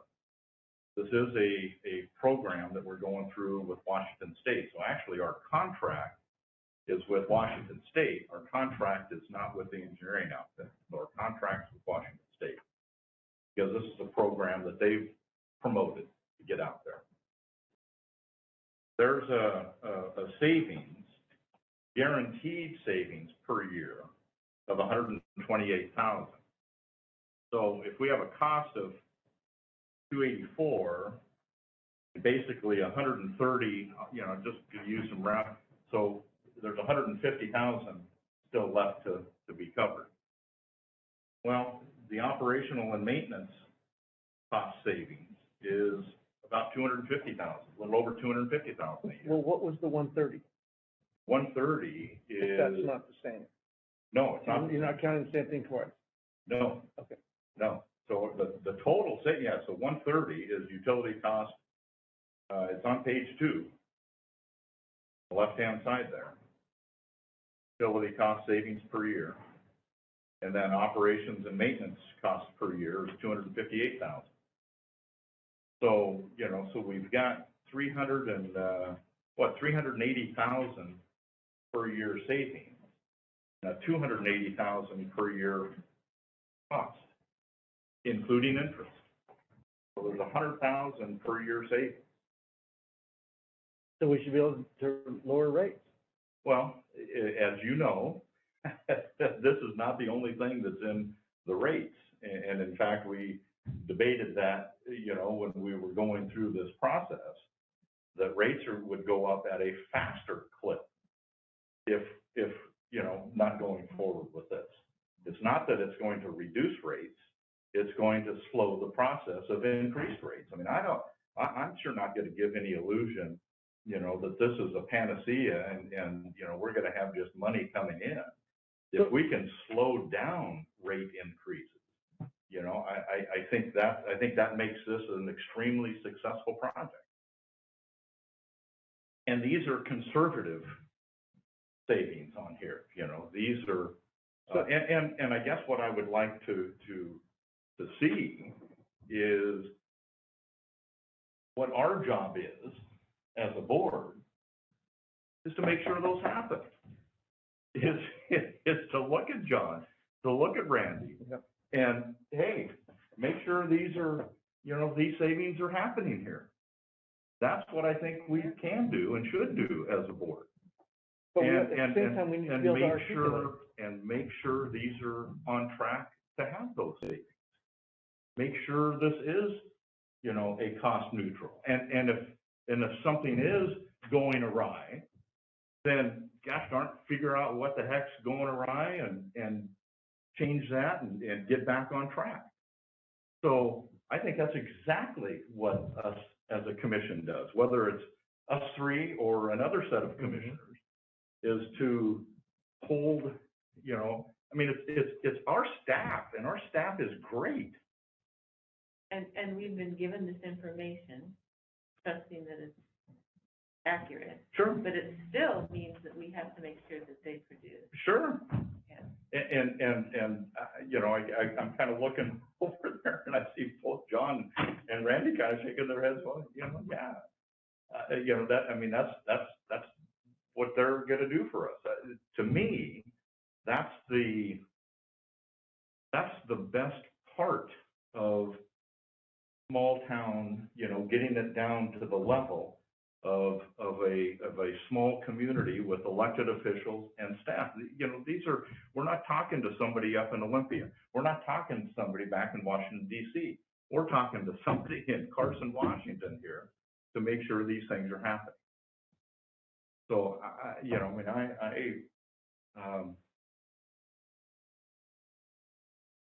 I see the numbers, and that's where I'm going for, is the numbers. And I've also I've thrown this out, and again, I'd like to somehow track these numbers and you know, see if we can't you know, keep track of these savings here.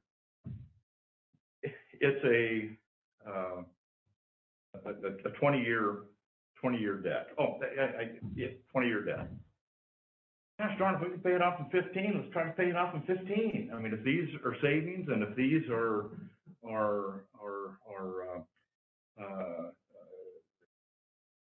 easy targets to hit, you know, let's see if we can't maybe pay it off in 15 instead of going the full 20. You know, and that'll even save more. Well, there's also people that have said that we could go ahead, well, why don't we just wait, save the cash, and pay for it cash? Well, okay. One, you wouldn't get that $380,000 savings, because you're not going to get that until you put something like this in place. And inflation over the last, I mean, you can go 20 years, you can go 40 years, you can look at inflation, and it comes out about 2.5% per year.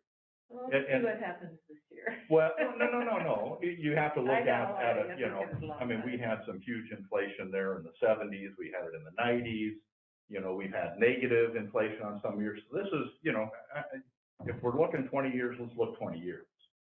And yes, we're in some crappy times right now with inflation. But so if we go to save, there's 2.5%. Well, we're paying 3%, so you're only talking 0.5% savings potentially, and because really, even when you look at inflation, you know, it has a huge group of items that it counts in that inflation.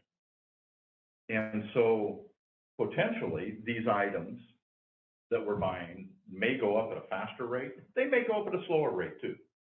And I think that's predictable. Labor is going to go up, and that's a big chunk of this. So I can see this package getting more expensive in that way. Technology, just the opposite. Big TVs get bigger and cheaper. That is the way tech works. That big relay in there, that ain't getting much cheaper. So Everything else in there is going to get a little cheaper. But that doesn't necessarily mean the retail price is cheaper. I think it does. I mean, these phones are still pretty spendy. They were free for a long time, but that's obviously, you know, lost leader. Well, but they free do, if you pay so much a month. Yeah, it's not even a phone. It's a crazy computer. It's a smart meter. So anyway, I guess that's those are some of my thoughts there. You know, and I know we went through, you know, quite a bit of this, you know, here a few months ago too, and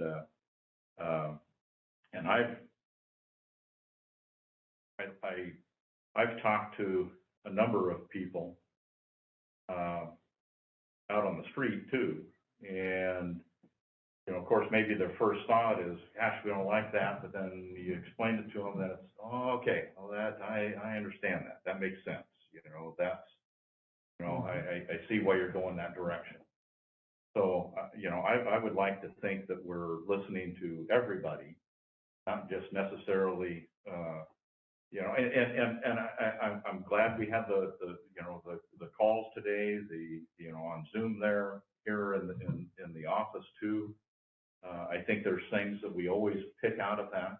And again, I think what I would like to make sure of is that, you know, we hold staff kind of accountable for giving us some of these figures here. This is some amazing information. I went through it a couple of different times. I don't think I understood it necessarily much better going through it the second time than I did the first time around there, but. Yeah, but you're kind of honing in on the pieces. Yes, yes. So. Randy, you've had calls regarding this, people that want it too, right? Yeah, there's people that want to know when they can get their advanced meter. I mean, for various reasons, either like privacy of their land, they don't want people on there, or they've installed a gate and they don't want to give us access necessarily, don't mind us being on there, but it's more of a hassle, or you have, you know, that vacation frequently and they want to make sure that their meter's in on timely, or they want to make sure they can look, you know, some of them are already looking ahead and say, well, then I can see my usage, and if I know it's, I get an alert that says, hey, your water's running at 3 in the morning and you're 3 states over, they know they have an issue and they can call someone to correct it. So yes, we do get people that are on the other side of the fence and that are maybe indifferent, but we do get calls. And I do have one more question for you, Randy. One of the callers said 70% in 20 years, 70% increases. I think they're That's just base rate. 4%.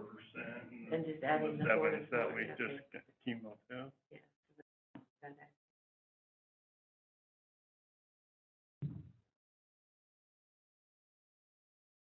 If I can interject, it was mentioned that price of materials go down with time. I'm just not seeing it. The price of copper only goes up. The price of the power poles only goes up. The price of all the components we use.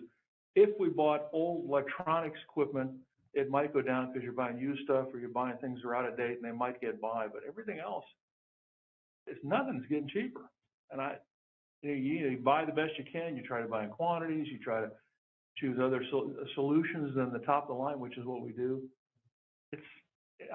Everybody wants it to go down, but that's never land. It's just not there.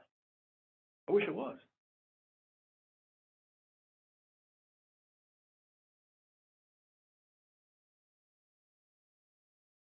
Hey, Randy, I'd like you mentioned customers calling and asking for meters for privacy reasons. I think self-read is a great solution to privacy for almost everybody who has that issue. And I just want to reiterate, people can still do that. And I think it right now, self-read can help our utility, even if we go to smart meters, because we're not going to get them for another year and a half. And I guess my fallback position, can we please try to encourage self-read so that we have less? I watched a Carson Facebook page with over 100 people complaining about their meter or about their billing frequency. People with 50-some day bills and 20-some day bills, and they're confused and angry. And to me, I want to suggest each and every one of those folks, hey, help us out. This is our utility. We can help ourselves. Go be aware of your power by reading your own meter. We can do it more easily than ever because of Smart Hub. It's something we can all do. I had a couple of people fire back at me and say, well, are you going to give me a price cut on that? I said, no, that defeats my argument. I can't help you there.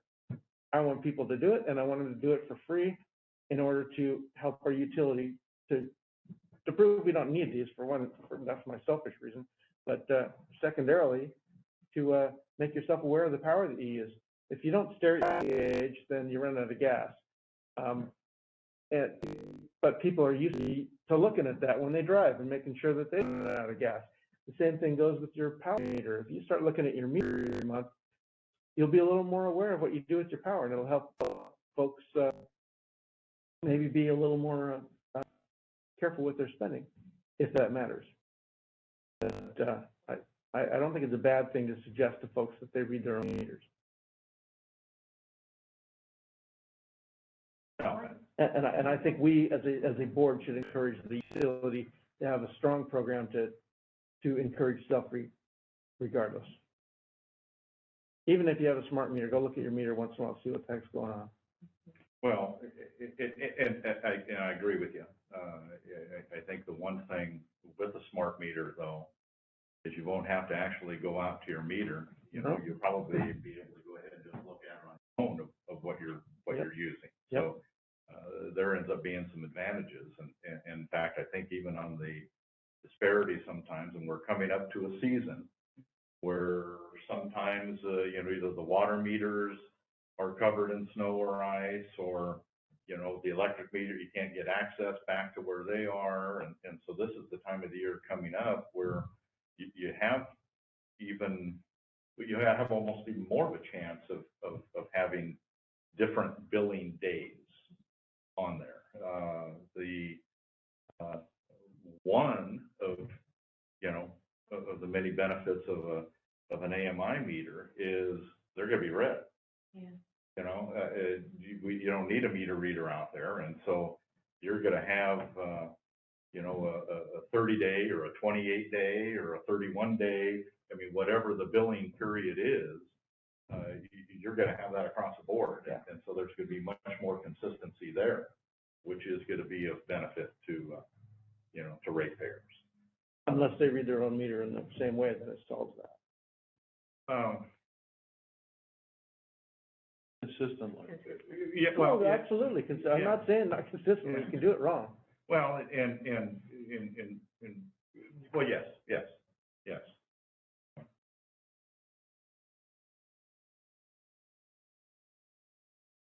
I guess moving on here a little bit into our, I think we have some old business here.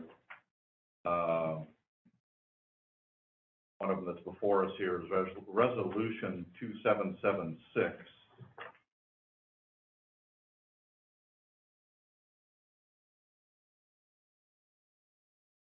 And that's the interconnection of qualified net metering projects. So this is, didn't we have legal counsel go over this? Because I think we had this at the last meeting. And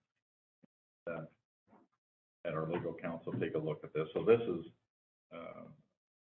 pertaining to ones that customers that have a net meter, so have their own power generation there. Randy, did he suggest any changes? He added in some, just not a whole lot, a couple language items.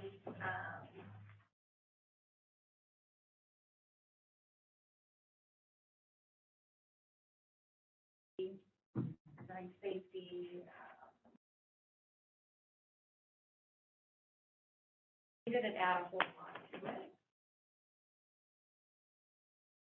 I think this is just to make it clear to the customers, upcoming customers who want to sign up for net metering, their own power generation. Kind of more clearly lays out what their portion is for the project and then what the utilities portion is of the project. I think that's what we had talked about. Mm-hmm. So I crawled through this thing and imagined myself a customer with net metering. I'm not. I might be someday. And it seemed really daunting to me. And I'm guessing that any net metering customer, somebody that calls up one of those solar panel hucksters and goes for it, that business is gonna be, for the most part, helping them work through all this paperwork. And that's where the expertise is gonna be. Very rarely is it actually gonna be the customer. Feel fairly well qualified to do this myself, and I'm not looking at this paperwork. Was more than I would want to. I mean, I'd probably do it, but I wouldn't like it. Can we get a hold of one of those people that does installs in this county? Somebody that's done one recently, and have them come in here and give us the other side of the story on this paperwork? I'd really like to hear the customer's perspective on this, and if there's any gotchas in there that we're just not gonna understand. You know what I'm saying? You know, we bring experts in here periodically to help us understand things. This is one I think we should understand better, is net metering for our customers. So this whereas, the third whereas says the Commission of Public Utility District Number 1 of Skamania County supports the installation of such systems. If we support the installation of such systems, then I guess that's kind of indicating that we're the consumer advocate in this situation. That we want to make sure that our customers that want to net meter can do it as easily as possible and as painlessly as possible. And I'm not convinced I'm not convinced that this is that. This is painful. So I think we should delete that whereas if we go forward with this, or we should do a little bit of diligence and find out if there's 2023 is kind of. So initially, we just entered into an agreement to do the feasibility, essentially the feasibility study, which is the 68 management, the original fee for McKenzie, which we would pay for whether we moved forward. They just roll that into the project cost, which is why they term it amended. So they're amending the original feasibility study to actually include the project. Okay. So yeah, the $72,000 we're paying McKenzie for the work they've done. And then the rest of the stuff is all stuff in the future. Thought it was 68.8. 72. Where are you getting 72? That green first tab right there. Let's go audit. Is that not right? All right.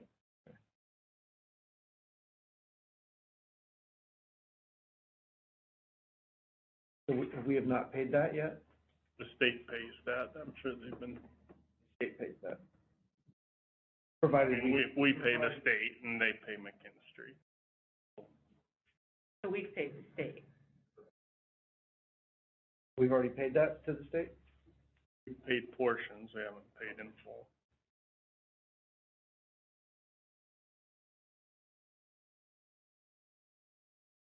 What happens if nothing happens right now? Nothing happens right now, then you would incur the 70. For the 72? Yeah. Have incurred it. We just have to. Right. Anything else?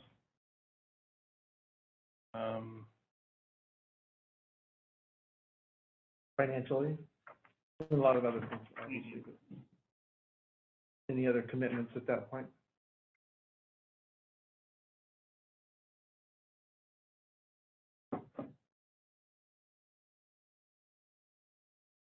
I'd like to recommend to the board that that's what we do, is nothing. Pay what we're due and let the rest of this stuff lay there and do nothing. Table it till a different time. You have that is that in the form of a motion that you would like to? I could do that. I guess I could say I would move that we pay our current debt regarding this project and table, or that's the right term, and table the project. We have a motion on the floor to pay what's that, ESCO audit, whatever the amount there is of $72,000 plus and end the project.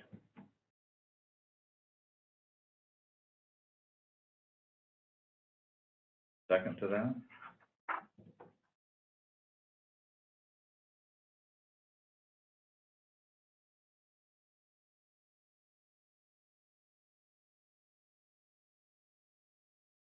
There is no second.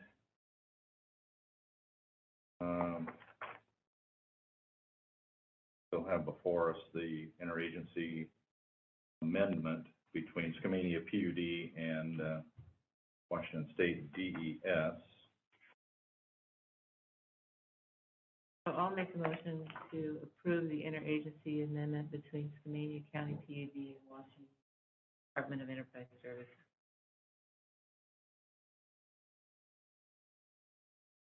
I will go ahead and second that.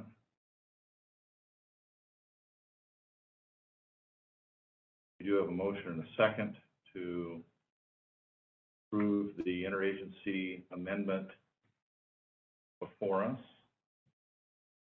Any further discussion? Yeah, just for clarity, this authorizes management to proceed with this program, which it has a total funding of $5,556,955.01. Is that correct? Thank you. Any further discussion?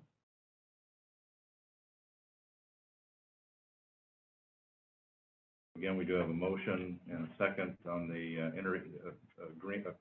moving forward on the interagency amendment between Skamania PUD and Washington DES. All those in favor say aye. Aye. Aye. Opposed? Nay. Kelly, 2 approve, 1 opposed. Motion carried. Thank you guys for hearing on my opposition. Well, no, That's the nature of what we do. Yeah. And again, I'll get back to that's, this is the local form of government, and I guess if we agreed on every time, it would be. We'd only need you.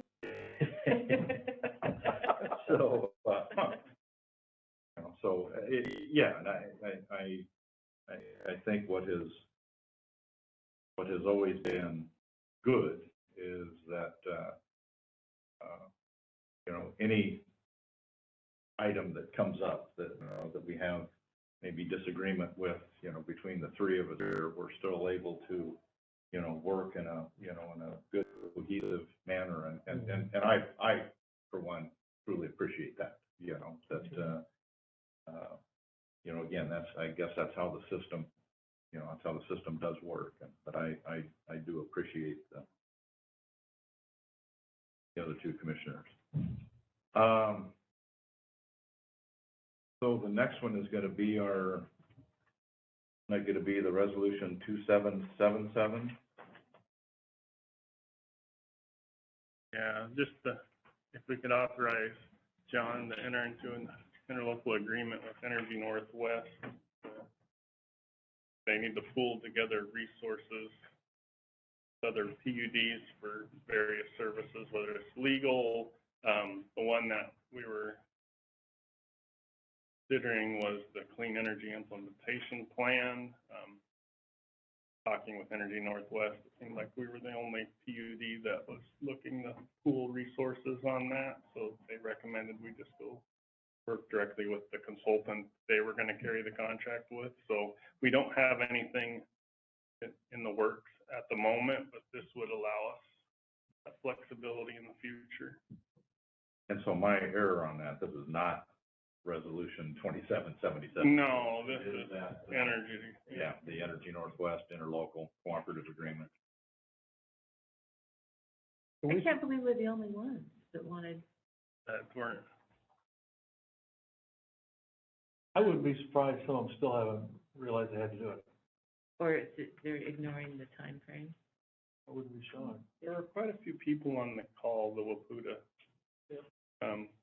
call, but maybe they're not far enough along to know what they, like the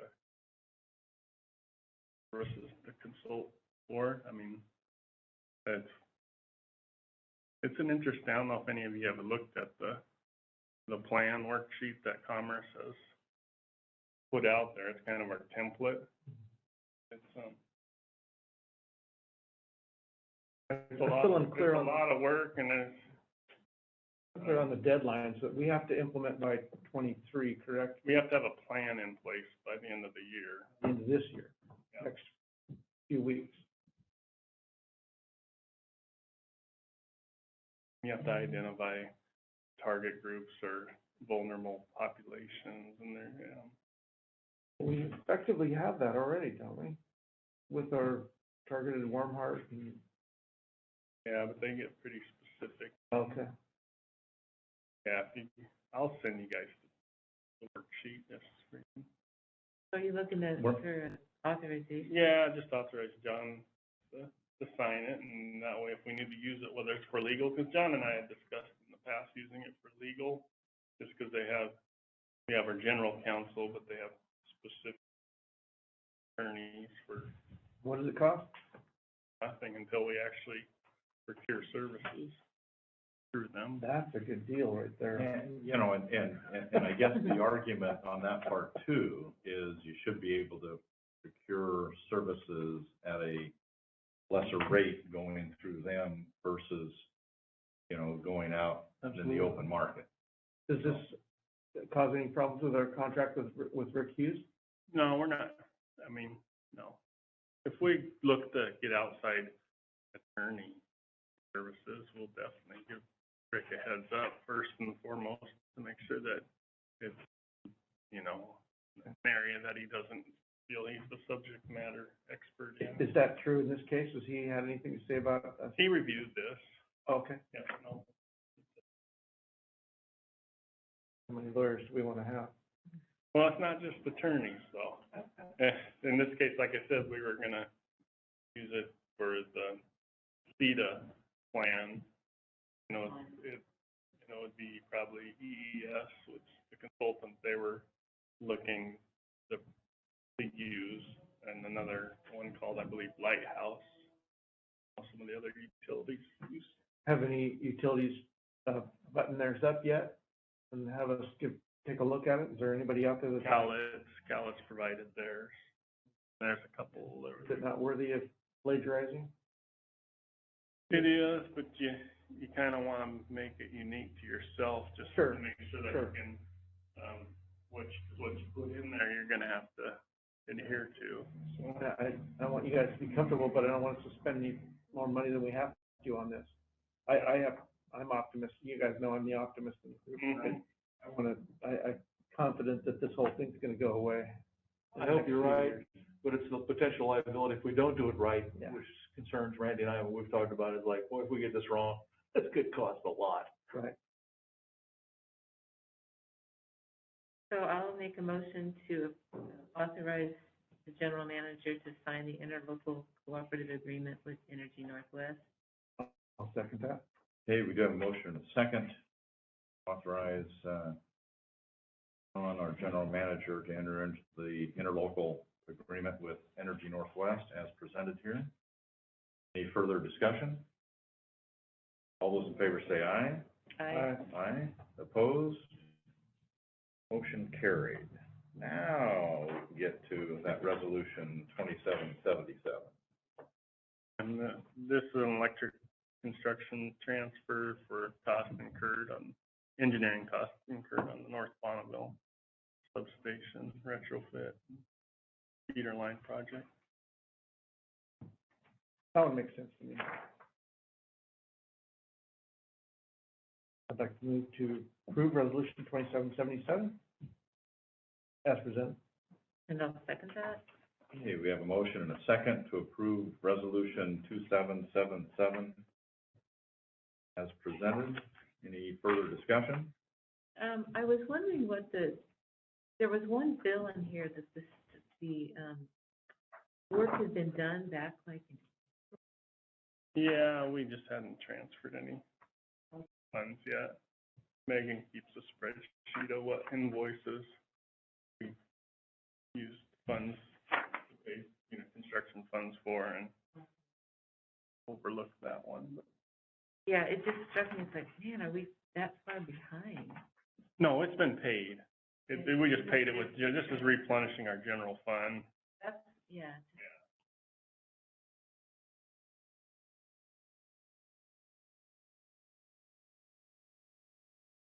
It's so hard to remember this. I didn't write down the page number.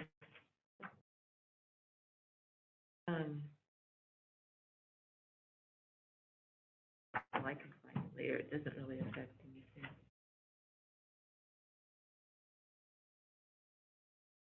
I'm good. Okay. Any further discussion then? All those in favor of resolution 277, say aye. Aye. Aye. Aye. Opposed? Motion carried. Mr. Seven, Hmm? you said 277. 2777. 2777. Okay, now we have one that doesn't have too many sevens. There we go. Next is resolution 2778. So these are funds that we had originally borrowed in 2018 for the Carson retrofit.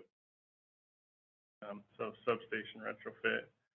And because we do try to be mindful of debt and not, and it's essentially a line of credit that falls into a term loan. So we held off as long as we could on not borrowing the money, but now we're using the money to help fund the gap on the North Bonneville project until we can start drawing off the grant. So it's just transferring from the bond fund into the construction fund, which then, as we saw in the resolution before, makes it way to fund. So when can we start drawing off? We're hoping by the end of the year, For North Bonneville. Yes, we're waiting for a check off a couple items, one being there's some permits that I know Melanie's really close to having in hand, but we're not quite there yet. Will we be able to, on that then, like on this 400,000, we'll be able to, once we draw from that, then pay off this bond portion? We could, or we can,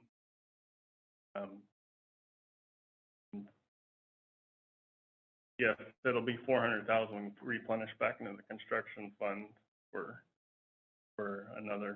more capital projects.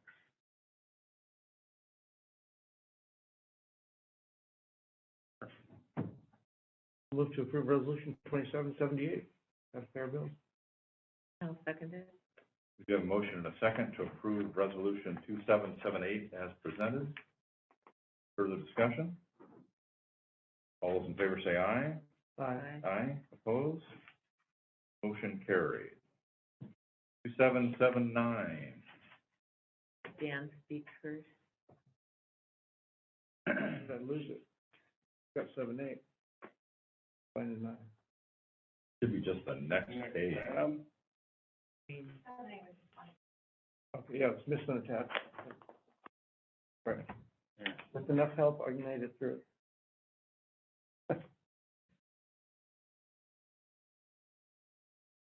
Our annual property tax levy, Liz was. It's not just the annual property tax levy, it's the annual property tax levy increase. Yeah, well, we gotta assess our levy, and this does include the 1%, which we're allowed up until our levy max, which is 0.45%.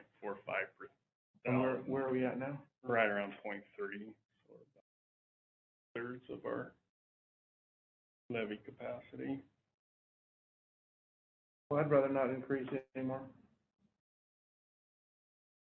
I don't see that it's helped us. And I actually kind of agree this year, because I'd like to really explore the idea of just cutting the north part of the country. Fire District 6, I think is what it is, or is that North County? I don't, I think if you go down that road, you also have to consider cutting, maybe anybody that's off grid anywhere in the county. That's more complicated, but. well, yeah, but we run the service. True. Yeah, okay, yeah. We're not running any service Yeah, up there. there's no possibility up there. Yeah. Okay, take that back. So I would just like to check, maybe we could come back to this one and check on that with, So I can, we don't have to take the 1%, we can.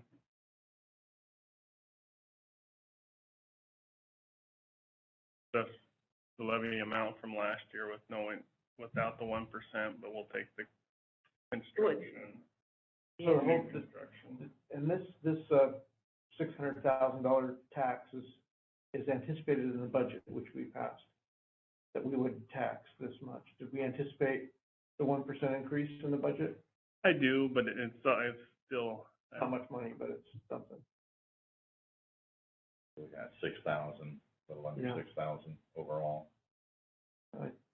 I'm of a mind to not tax the people this year. It's a terrible year. so then, are we gonna adjust the budget? Is that, Well, when you say not tax, you mean just The 1%? increase or take the 1%. Oh, I'm saying in a foul mood over. well, now over that costing- that would have been a good conversation to have when we did the budget. Well, I know, but I was still I'm kind of. I was still optimistic that we'd be able to carve some waste out of the budget, but we didn't. So. I was thinking more about, Carving off the 1%. yeah, taking the 1% off and finding out how much that area generates would be interesting. But even beyond that, just they're not getting anything for paying this taxes. Everybody else has access to it. But, the argument that they knew that going in is still valid, but I don't know how strong it is. They knew that the Bureau was gonna tax them no matter what, for living in the county. True. We're all that way. We all get taxed for the ferries in Seattle too. So that argument carries some weight. But here, it's us doing this right now. We want to tax those people who we can't give any power to. Thank you for bringing it up again. Well, and what may be it's not gonna be much of but what may be now might be, I think, what Liz was talking about at first. They're just not doing that 1% increase, and then if we want to really target this, we need to target this, at budget time and really get kind of our ducks in a row to see, if there can be carve outs or not. Yep. Yeah, I think we've counting on this for the budget. You articulated very well what I.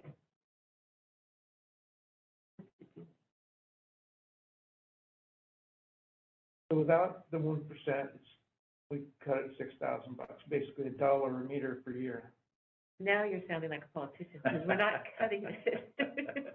Yeah, we're not cutting it, we're just not increasing. We're just not increasing it. Is that right? Yeah, yes. That's exactly Yes, right. This would not be a cut. That's exactly right. But you're right, that's how they would say it, that it's a cut. The tax itself is about $10 a meter per year. A little less. But it's on all property owners regardless Correct. So of the service that they get from us. So it doesn't really relate to the meters, it relates to the county's tax rolls. And there's lots of properties out there that do not have a meter on them. But they have access to getting. They do have access to power, not necessarily water.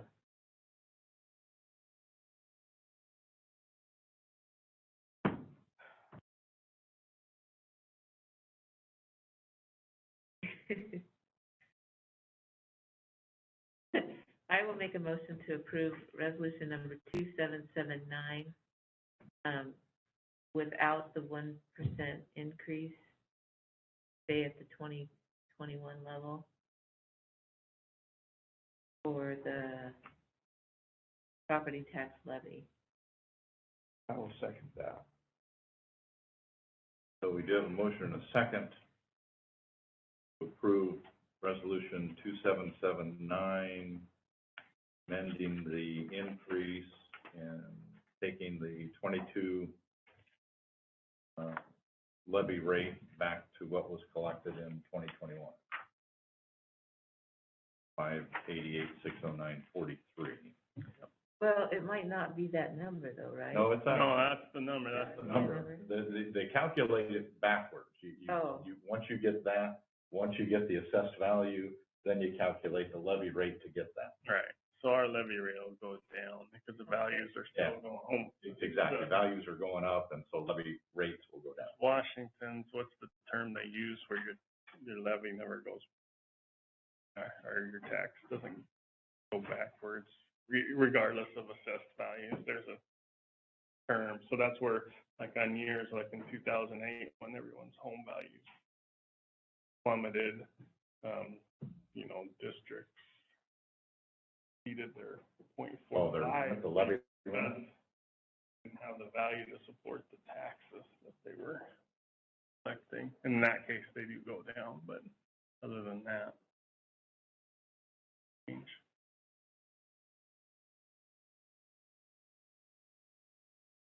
So any further discussion? All those in favor say aye. Aye. Aye. Opposed? Motion carried. So then can we look into that carve out? Yeah, let's forward with, I thought Rick had copied, or Blank copied you guys in on his correspondence. He said it's not he didn't recommend it in his. Okay, so just I'll go pass back and that dig it on. out. Okay, resolution 2780.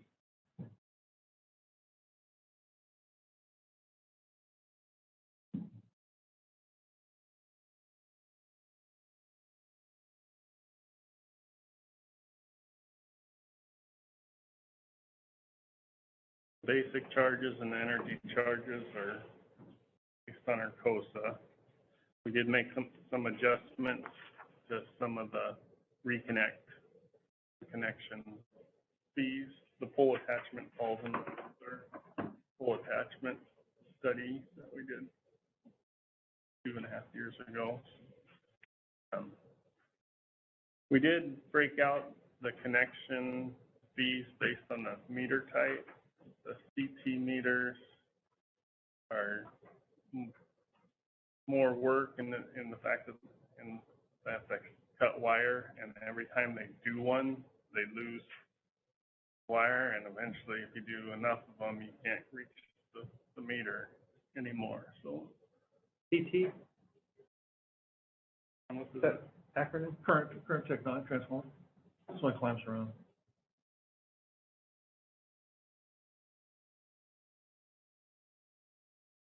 You guys get that?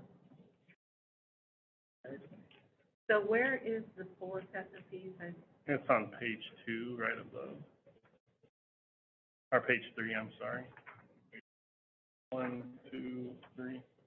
$34.60 a year. Yep. It's way up there on the Yeah. top. Now, weren't we trying to get to 45? We are. So we took, when we had the study done and it identified the rate in that $45 range, and our current was, I believe, $19. We took 50% the first year to get us $28.59, and we've been taking 10% until we get to the rate identified in the study. So in the COSA, because we adjusted the rate increase last year, right? We didn't adjust the rate increase. We adjusted the split between basic and energy. It's still 7%. Right, the, We move some to energy. Correct. the basic charge was Yes. supposed to be 47 last year. It was, and then the fix, and then I think $60.50 this year. I think it's supposed to be 51 last year. So we're falling behind. On, yes, on the base fee.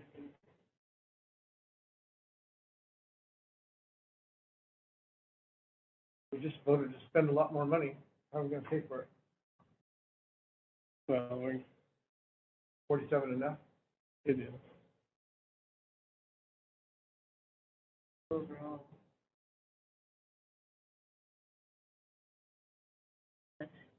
Make sure we spend enough. We're charging enough. Hey,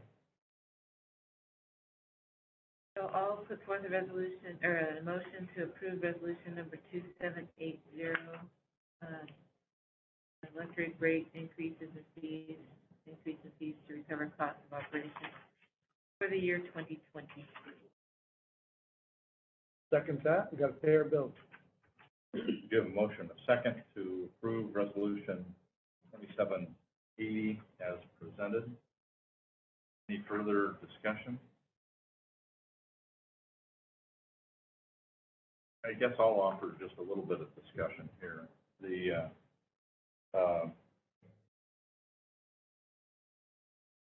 You know, this is January to January. You know, that always seems to be a tough.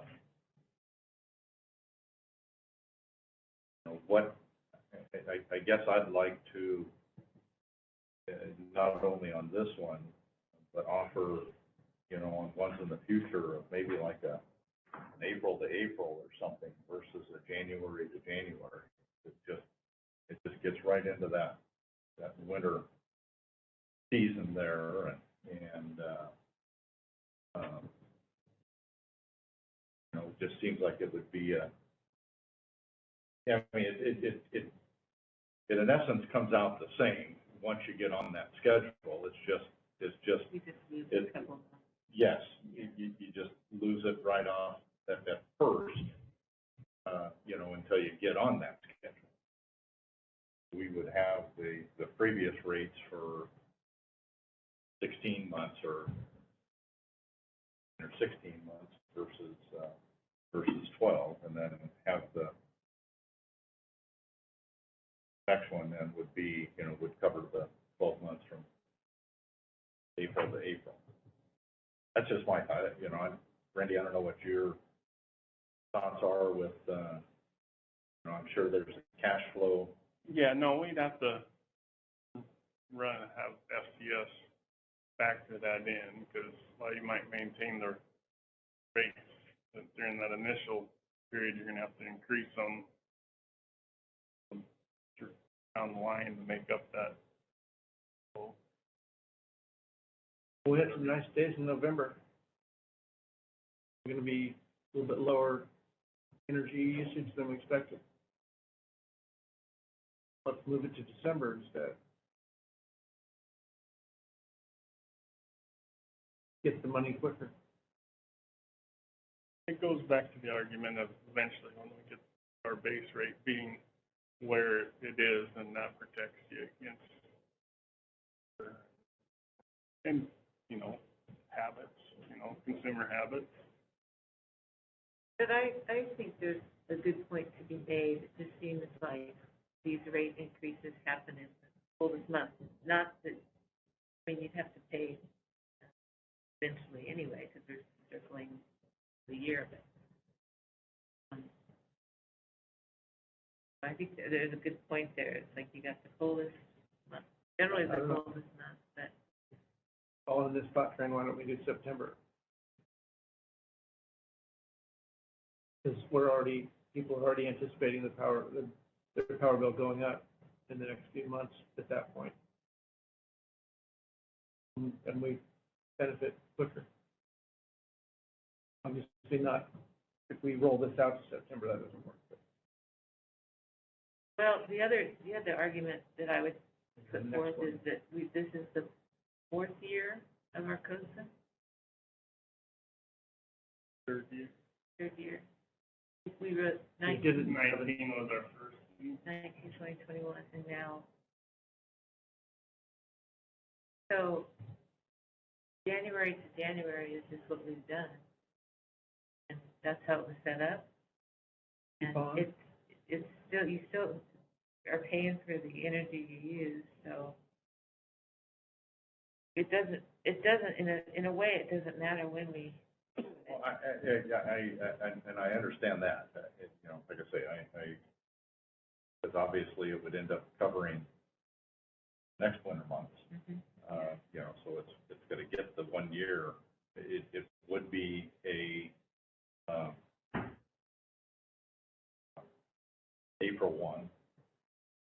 You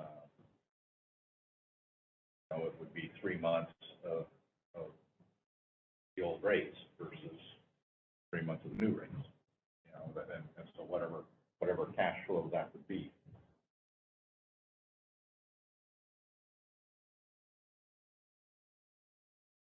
Now, you know, you could maybe argue too, and this is what's always a little confusing still to me is, you know, even April, you know, you're potentially, so you'd be looking at March, Right. you know, and sometimes It'd be even cold. maybe even a little bit of February, you know, in there too. What is the difference between the winter usage and summer now? I mean, because so many people are air conditioning. I'd have the. I think that our summer usage is coming up. I know we use more, you know, that, especially this last summer. We used more electricity during the summer than we did during the winter. I use with natural gas. So it might. It's kind of optics, you know? Yeah. Maybe going from spring to spring would be better than dead of winter.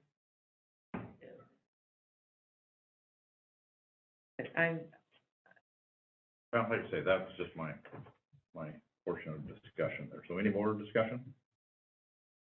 I guess I just better one last time say, I wish we weren't having to do this.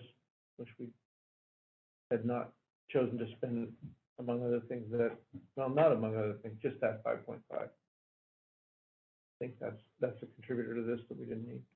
Well, then I just got to add too that, you know, we had to buy those 5 substations, and what from our perspective now, and it's not fair to the boards and the managers in the past, but it would have been a good idea to get them started when we took possession of them.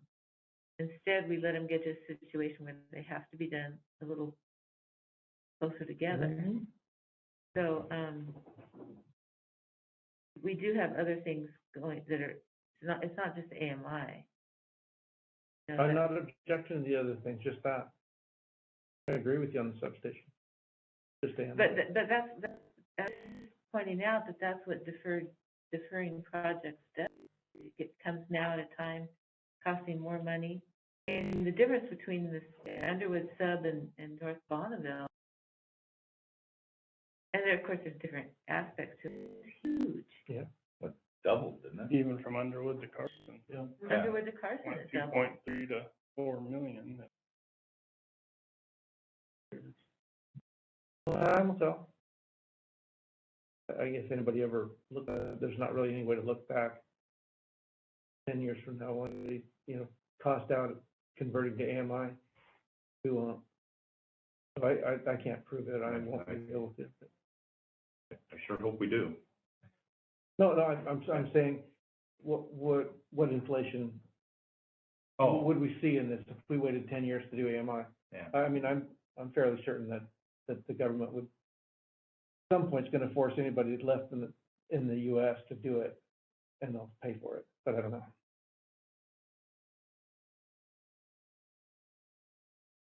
Okay, so we do have a motion and a second on resolution 2780 as presented. Further discussion? All those in favor say aye. Aye. Aye. Aye. Opposed? Motion carried. Resolution 2781.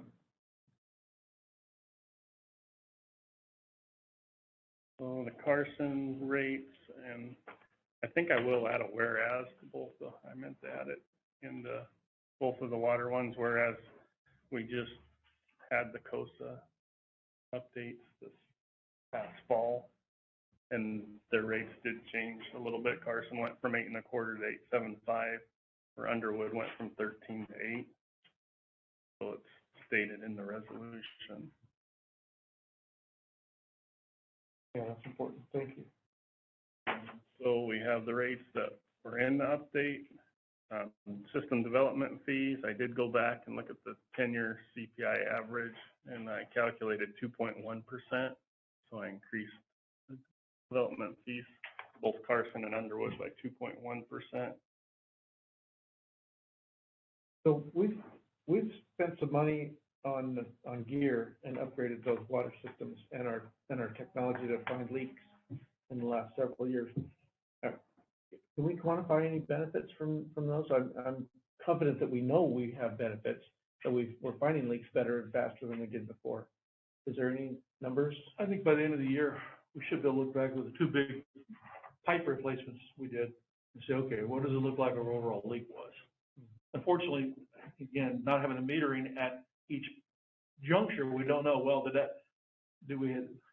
that offset by another part that started leaking? We just don't know. We don't have the metrology to know that. We know, okay, it comes out of we bring this much water out of the treatment plant, and we sell this to all this many people, exactly where the leaks are at. We find them, but you don't have the metrology to know, okay, this branch, this line is where the losses are at.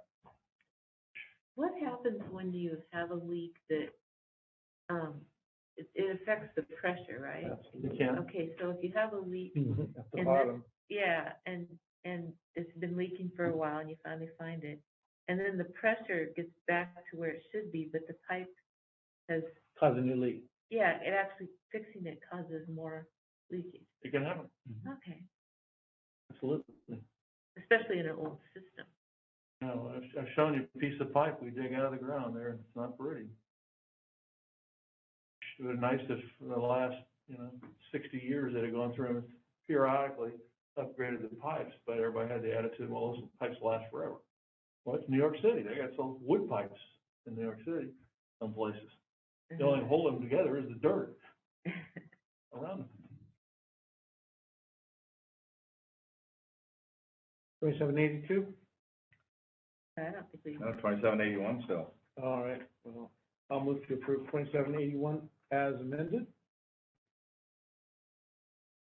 The amendment. The amendment, the notation of the recent COSA numbers changing 8.25 to 8.75? Correct. I'll second that. Okay, we do have a motion, a second, to approve resolution 2781. That correction on there, or that addition on there. Any further discussion? All those in favor say aye. Aye. Aye. Aye. Opposed? Carried. 2782, Underwood Water System. I'll make the same whereas addition to Underwood's resolution. As a result of what we found in the COSA update, their increase their rate. It went from 14 down to 8. 13, yeah. 13, that's a big change. Down to 8. And I bumped up their system development fee by 2.1% as well. Again, we're not cutting the. Right, we're just not increasing. We're just not increasing. Right, yes. Reduced their increase. Not a cut. It's just a W. Yeah, no, that's, you're right on. I'll move to approve 2782 as amended, articulated by Randy. And I'll second that. Okay, we have a motion and a second to approve resolution 2782 as there. Any further discussion? All those in favor say aye. Aye. Aye. Opposed? Motion carried. Resolution 2783, Equipment Replacement Fund. We have a new water truck, it's the F-350, and we have another smaller pickup. The rental fees from Enterprise just got to the point where it didn't make sense to continue leasing a vehicle. We still are leasing one, but instead of leasing 3, we cut back though. Are you guys considering electric cars instead of little pickups? With some of the driveways we go down, the readers and servicemen go down. Is this four-wheel drive? It is four-wheel drive. I can tell you, if Dan was driving, these meters would be red in a flash. Fast. He likes the torque. He likes the torque in those electric. Yeah. Scared me. So I guess to answer your question, No, you're not considering it. I think When they come out with some four-wheel drive electric trucks. Well, I You think they're, don't need a truck. I think they're on the right. You don't need a truck. You just need a little higher car. You could rip the seats out of that Bolt and you have a whole Ranger pickup bed. So close to it. If you actually need to haul any junk out of it. I don't know how often they haul anything, but front wheel drive, it goes where he pointed. we try to send them with a few tools just in case. Mm-hmm. I'm not saying we're there, but I think it's very, very close. I would agree that it's getting closer. And the price of gas is, how much do you have to pay for gas in Carson right now per gallon? Why it costs go for 2. Well, but we don't. That pickup free is Carson gas, right? Yeah. So what, A little better rate. I'd have to look at our Wilcox bill, but we. 350, it's not- something like yeah, that? it's not a lot. So how much is that in a day? I mean, it's significant. I think you could plug in an electric and not buy any more fuel for that particular vehicle. We would be using some electricity, but that's way cheaper. I like how you're thinking. That's exactly Well, how somebody could even get into our money to buy an electric car and still save money. well, we just spent $33,000. Yeah, but that's. You can do that on an electric right Yeah, now. yeah, And yeah. do that instead. Yeah. What does a Bolt cost off the lot? The MSRP was like 42, I think. But I got mine for 25, brand new, 2021. That was a moment in time with the Costco discount, blah, blah, blah. And since then, there's been some changes. I don't think you could get one for very far under 30,000, but cheaper than that. Well, for the next one, we could use that as an experiment to see how it works. Yeah, and I would reckon, I think that they might not like it to start with, but they'd probably love it eventually. It's just fun to drive. And it is getting that way, and I know a lot of. Yeah, and there's others, not just the Bolt to look at it. There's lots of electrics out there that could compete, so. I can just imagine the public will say, you guys are off buying an electric car, and it was Well, It's always, it costs. if the price of fuel. Some are gonna like it, and some aren't. Change. Yeah. Depends on what you're trying to do with it. for the meter reader, yeah, that'd be a perfect opportunity, or for, like, say, our estimator has to just go out in the field with maybe a roll around thing to measure feet or something. The lineman foreman, they don't think you have to do anything, so. They're usually hauling lots of stuff, unfortunately. So, resolution 2783. I'll make a motion to approve resolution 2783. All right, I'll second that. Okay, we do have a motion and a second to approve resolution 2783 as presented here. Sorry, Chris. Any further discussion? Well, I think that's, I think we are gonna have to look at that at some point in time. All those in favor say aye. Aye. Aye. Opposed, motion carried. And resolution 2784. Another construction fund transfer for generator cost incurred. And the generator is up and running and does work really well. This one? Clicks right on, and you can't hear it from out there. I don't know if they can hear it from over there, but. The only thing Rolls Royce about it is the box. They own the overall corporation. They don't use Rolls Royce engines. What about that's the antique junk? What's gonna happen to that? we've been requested by Underwood Council to donate it to them to use by that center where we had our meetings and stuff. And when we get ready to pull it out, I'll come to you and ask you, do you agree with that? And let them come pick it up and haul it away. I mean, you're right, it's an antique. So you can't surplus it. Well, if they decide that, we give them first right of refusal. We can do an interlocal with them, but if not, we'll just surplus it. So I get the public. No, you can do an interlocal as long as it's perceived benefit first. I know they were interested here Bob, a year or so. And then they kind of cooled I don't know off. if they still will be or not. Well, it's gonna require some maintenance. No, No, just, perfect. Nothing wrong with it. I meant. as Start it the up, years it'll go. on. But we've had no hours on it. That's what's kind of scary for the years. You ready for motion? I am. What are we at, 2784? Yeah. 160,000. I'll make a motion to approve resolution 2784. Shiny, I will second that. You do have a motion and a second to approve resolution 2784 as presented. Any further discussion? All those in favor say aye. Aye. Aye. Opposed? Motion carried. Well, our legal counsel isn't here, so no attorney's report. Legislative update?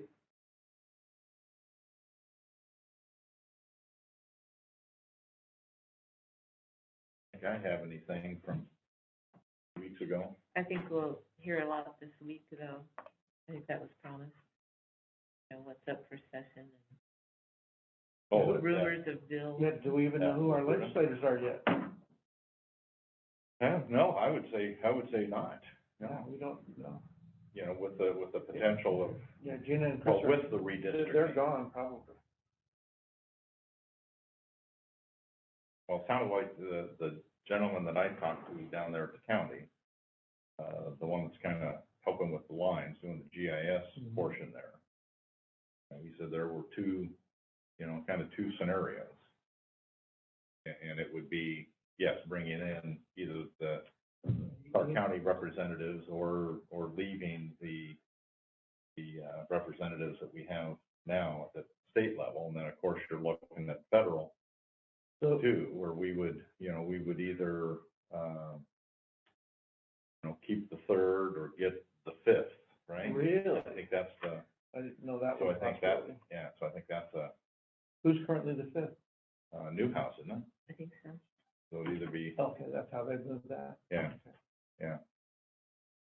So again, I believe, again, that's gotta be done by the end of the year. Yeah. You know, so it's getting right down to the, some final decisions on where they're drawing some of those lines. And it sounded like, again, from that gentleman, that, the district lines within Skamania County are more than likely going to stay the same because the population growth, even though there was a little disparity in each of the three, it actually brought the three districts closer in line than not. Than what they had approved, from 10 years ago, I guess. So, so it's not perfect, but it actually put us in line a little bit better. If that does happen, I'd probably contact any reps that fall into our lap and. Oh, if they're new ones, very definitely. Come out, Oh, yeah. like if it's 18th or Dixie Yeah. Craft or something like that. Yeah. Come on out, talk to us. No, I think you're right. I think we'll have to watch that and see what does happen. Very definitely. Manager's report? Just our new format for the outage, we need to keep it updated further and have a total outage compare the whole year like we had in the past. We haven't got that yet. So I looked at this, John, and went, oh, what am I looking at? Yeah. I think we're gonna need a key. Yes. Well, and I think a totalizer, Dan, which would compare for the rest of your showing, like how many were animals, how many were trees, like we did in the past, some underground faults, which we haven't got that yet, but. And overall, it looks like it's about 13 with equipment, 1 with weather, 8 with trees, and 1 animal. Blink type outages. How do you define a blink type outage?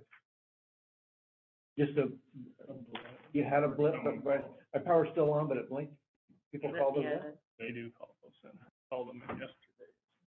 I had a blink last night. Oh, yeah. I didn't call it in though. And I my would wife just doesn't hold either. my breath. She calls me.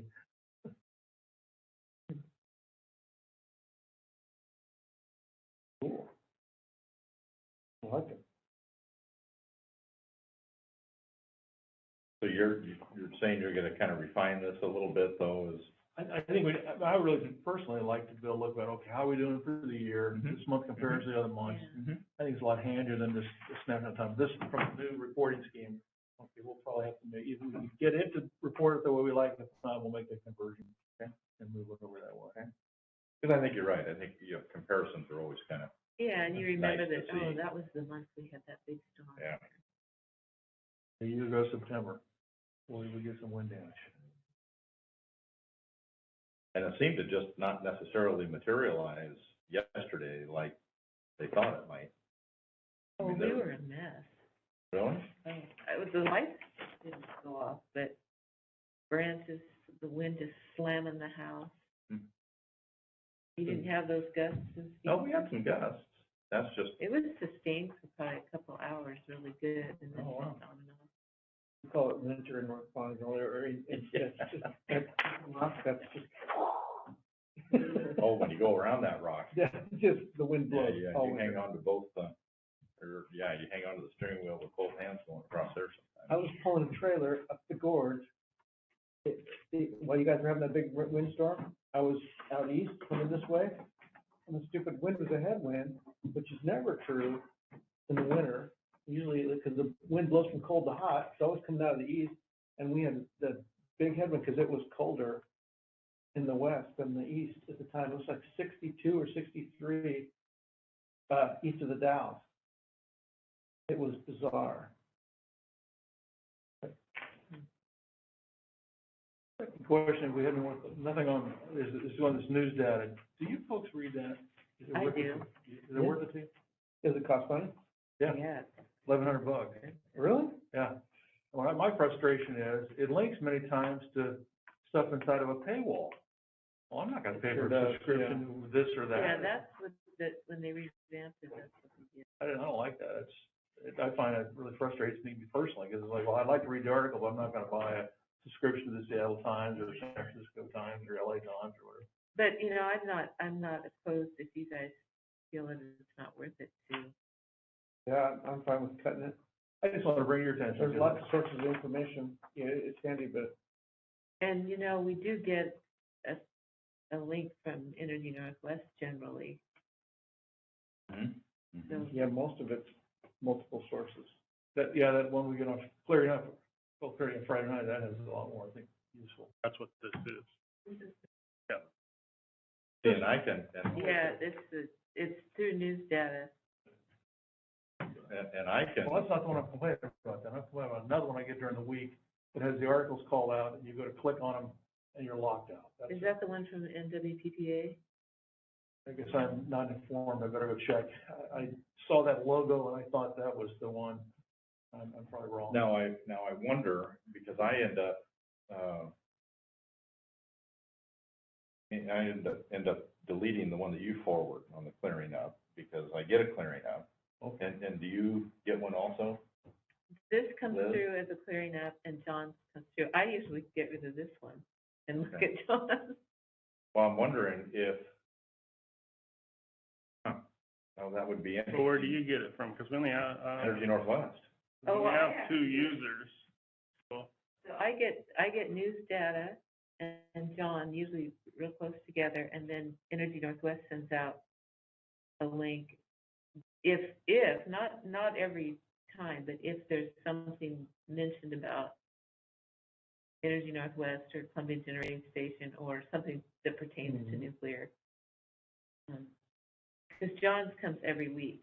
Well, Friday, usually it's Friday evenings, and most of the time I'll send it that evening if I think it's Saturday morning, then I'm bored. But the other one that comes just as an email is the one that I get. So that's the Energy News Digest from NWPPA. It used to be from Mason. That one's always good. This, And that's not costing us anything, is it? No. But it does have paywalls. Yeah, Yeah, and then there's like all the articles. I generally, if I find one that's got a paywall link on it, I'll mess around until I get the information, if it's interesting to me. You can generally find a way. You might not find the original source, but you find the info they're talking about. Even if it's somebody else that writes a different article about it, you can find, they're talking about salmon and or whatever, you can go find that information. So, I don't think we need to spend money on it. Yeah, and I don't know, I guess I would, because I can go ahead and forward, you know, I wonder if just, if our board, I get it from Energy Northwest. And I wonder if I can then go ahead and just forward that. Oh, you probably could. Why don't you give it a shot this Friday and see how it works, if it works. Table this.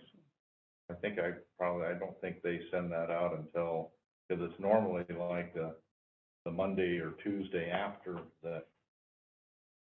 Because it'll have a number, clearing up issue, whatever. And only like a Monday or Tuesday of the following week that I end up getting it from Energy Northwest.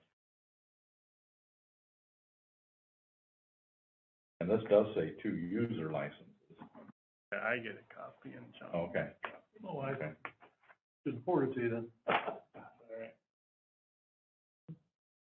Well, do you want me to try the, Yeah, we could try. we want to, because I guess we could always, probably always resubscribe. Oh, yeah. If we need to. Yeah, cancel it. Cancel it? That sounds like it. And then I'll try to remember to forward. Well, what I'll do is probably forward to you. Yeah, forward it to John. To John and. I'll distribute it. That way we won't be tied. 2 other items that I realized I had to mention this. One of them is, I was talking to Tyler about our trucks, and I thought, you know, his pictures are worth 1,000 words.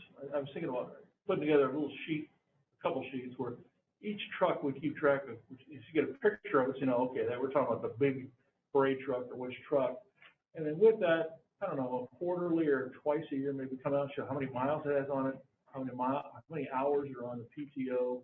Because that was kind of shocking. He and I were talking, one of our tree trucks, it's got, if you take, say hours at 60 miles an hour, it's got a million miles on it just from PTO, because the tree guys typically have their diesel engine going all the time to run the hydraulics. And so they had terrible hours on the motor. Chassis is not that bad. And I thought, okay, that might be a great way to show you when we come back and need a new truck. So you've watched it as it's aged as we go along. So I think I may see if you like it or not. And if it's useful, if it's not, we'll stop it. But I think that's a good idea. Because truck 37. I'm going, okay, refresh my stupid memory. What's 37? I know, because the numbers change every time you get into the truck. I mean, I get amazed, especially the other thing is how many times we've moved the bed to a new truck. And we get our money's worth out of those beds. When they're buying a new bed, I usually, why are you buying one? Well, we've already, the old ones went on 3 trucks, and then it won't fit the new frame without major modification. Okay, I get it. But Randy and I probably have this discussion separately with him. But it might be a way for you folks to understand better, and if the public wonders, how come you guys are doing this? Well, here's why. I mean, we're getting rid of a 1980s vintage truck. We finally just running apart. Yeah. Anyway, that's one of the things. And then I was asked by Wapuda if I wanted to go back to that DC meeting. And frankly, I really am not interested. I said, could you send one of the commissioners? And I don't know if that's something. Well, I talked to Carol about it. Okay. Are you? Well, yeah, I'm invited on there too. In fact, I think the 3 of us are, just because we're on the e-board. I've been once, and it was really good, and I'm willing to go again. But I told her I didn't know where things were gonna stand in terms of, she kind of booked a room, didn't book a room, but holding the room for me. Who do you anticipate talking to going up there? Generally, we hit the Northwest delegation, and then there's the APPA rally that's going on, and they're doing the same thing, hitting both, hitting them all. APPA, of course, is national. That's our only real interaction with APPA. But we don't belong. Yes, That's what I we mean. don't have That would be the only time we interact with them, if we Right. go after that rally. And it's good. And then what I did is there was a time when I didn't have an assignment. I wandered around and I actually talked to about 3 people about energy issues. They were staffers. I mean, they weren't. Who you want to talk to? That's those actually are the true. ones. The ones that actually do the work. Yeah. Because they'd see your sign, you wore a badge, and like, oh, get to talking. And you do have the ability to talk to. You gotta go. Get out my seat. Yeah, a lot of walking. I've been to DC once, loved it. Yeah. That was a very long time. I kind of, it's part of, I would be excited to go. But I'm wondering how different it's going to be because of the events of the last 2 years. If it's the Capitol at the wrong time, it'd be in prison. Still in prison. Still. Well, I think you would be a good one to go back there. I mean, I think it's pretty tough for, The words you don't want Well, to go. Wapuda said they've got some funds to Yeah. help, and I don't know, they never did clarify what those were. When I went as the vice president. I wasn't the president. Who did was Randy Smith. He couldn't go. So Wapuda paid for the hotel and for airfare. It was hotel. I'll talk to Carol. There isn't much more than that. Maybe, Well, meals. but food, you you're on your own. Yeah. And I paid for Uber drivers. The extra day that I took there, I paid for that night, stay, and I just hit the city hard, so saw a lot. And so it wouldn't be a big expense. Well, it wouldn't really be an expense at all to. Well, I'd like to talk to her a little bit more about that. Like I say, I asked her and didn't get anything back from her of what because the way she put it in the email is they would give assistance to. Yeah. We have a budget to give assistance on. Okay, well, what? And I asked, well, what does that mean? Yeah. You give me $5 and say thanks, or what? Yeah, I'm pretty sure it was hotel and airfare. They covered mine. Just like this trip, I mean, I'm going up to tonight, and Wapuda's putting me up tonight and tomorrow night, because that's the only reason I'm going up there. Everything's on Zoom. We're doing some stuff for this meeting. It's the thing, if you tell me I need to go, I'll go. I just have real no desire. I've been to DC a lot of times. I haven't seen the Marine Retreat at 8th and I. That's about my one thing I'd like to go see. I've seen most all of the stuff there over the years. Yeah. So it's not. Yeah, and you spend more time running from one appointment to another. And Maria Cantwell spoke to us, and I led that, the group. They had to introduce everybody and stuff. And she was very attentive, really wanted to hear what was going on and what he had to say. Politician. Patty Murray, I don't think has ever met. Really? I don't think they've ever actually talked to her. She always sends the staff. Well, the Oregon people were really, really nice. She kind of mixed in Yeah, it was good, but, no, as far as I'm concerned, you don't have to go, none of us have to go. And real no interest, and plus, yeah, some of you to get a jab or all the other stuff. But, I don't know. I'll get more Forgot about information. that. Dave. That's right. Okay. I'm then not sure I can't I'll travel. try to get some more.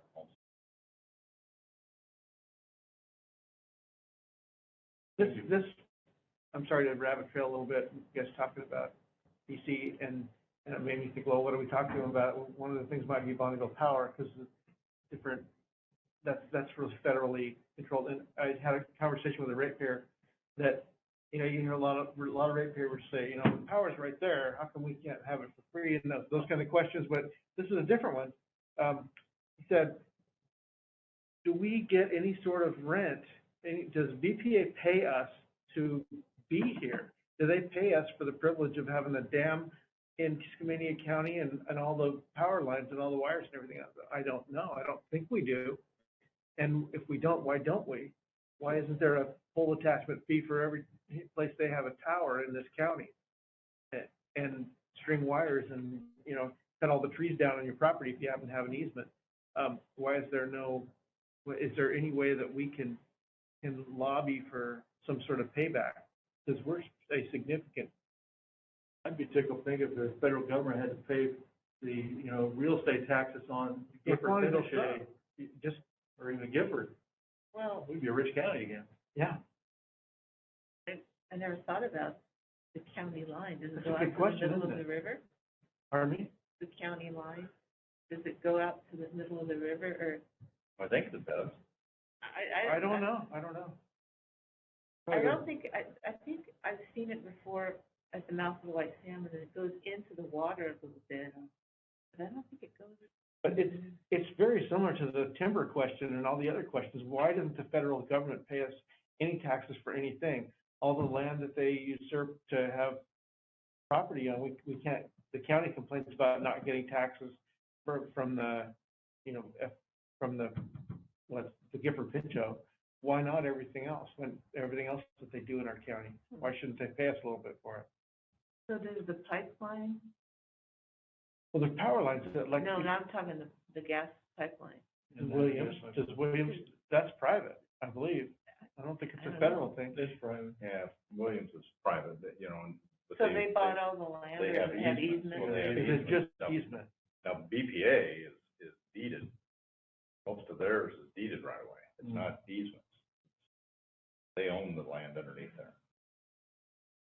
That's an interesting concept. But where the power is generated, yeah, that is kind of an interesting. I'll bet you it ties back to where Columbia ran before you built Bonneville, just because, the Snyders used to have the old property there. Their property actually went out under the river today because it was laid out before they put Bonneville in there, so you knew where it was. I bet you that's more where the old channel is where the state line is, I'll bet you. Yeah, which would be out in the. Somewhere it moves around, and some places are close to our side, and others close to their side. Yeah, that'd be an interesting one. I know just as far as being able to tax the federal government, I think the arguments that I would hear coming back was you're taxing yourself when you do that, because who would be paying it? It would be an expense that the taxpayers would have. Yeah.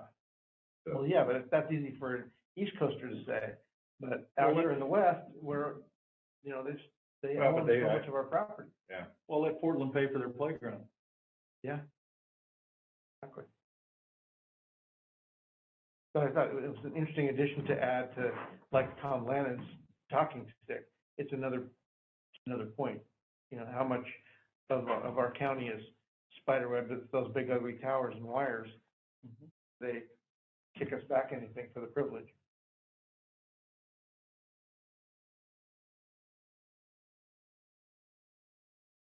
Okay. On that, see if we can get some money back. Well, if somebody goes to DC, or even if we just tell our Waputa delegation, then it's another interesting talking point. Yeah, it looks like the line goes right down the middle of the river. That's what I thought the Oregon-Washington line is. Yeah. I would think the county line would go out to that line. This is Map Sister, and it shows the line through the middle of it. Can't trust Matt Sister. It's pretty. Okay, commissioner meetings?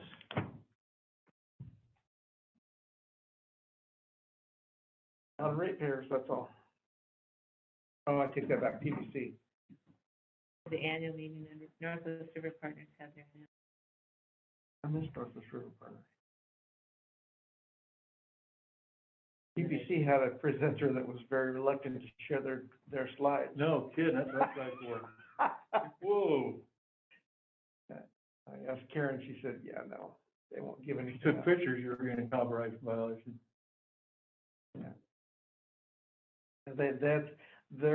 All their numbers and their presentations were based on fantasy batteries.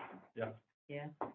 Pretty amazing that's still okay, that nobody calls their bluff on it. Or I guess they don't really give you an opportunity to call their bluff. Without that piece in the calculation, we're going dark.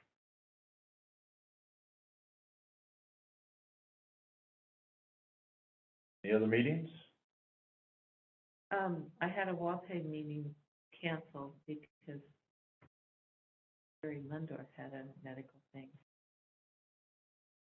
Okay. I'll probably find out about that tomorrow then. And so upcoming, we got Wakuta, tomorrow, Thursday, Friday. And then I see the December one here, the annual meeting. I think it's just gonna be 2 and 3, not 1, 2, and 3. Yeah, it's just 2 So days. it's just the second and the third.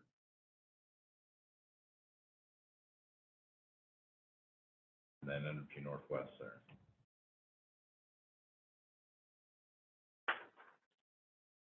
Then we have voucher approval. Excuse me.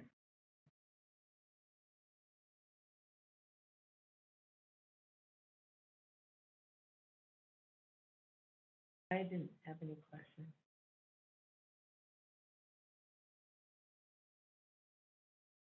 I'd move to approve the vouchers as presented. I'll second it. We have a motion and a second to approve the vouchers as presented. Further discussion? All those in favor say aye. Aye. Aye. Motion carried. General discussion, and I guess some documents to sign. So while we're at general discussion, there's still several people out there watching. Thank you for doing that. Yes, thank you very much for, We talk about the stuff that we talk about at other meetings amongst ourselves and kind of in code. And I just thought about, you guys may not understand what we're talking about. When we mention, I just talked about a presentation at a public power council meeting by a company that's a consultant, and they discussed the future of a resource adequacy, the ability to get power to sell to you guys. And it's a constant major topic that we're quite afraid that we're going to see blackouts or brownouts in the near and far future because they're not planning to produce enough power to sell to everybody. There are more and more loads coming up, like electric cars and trucks, and yet they're shutting down coal plants in the West and natural gas, and Seattle's kind of outlawing natural gas. Clark County has a natural gas generator that they may be shutting down way sooner than they ever would have. So you guys should know that, and you should know that your votes matter, and your politicians at other levels have a lot to say. Try to be aware that your power's in jeopardy, and you should care about that.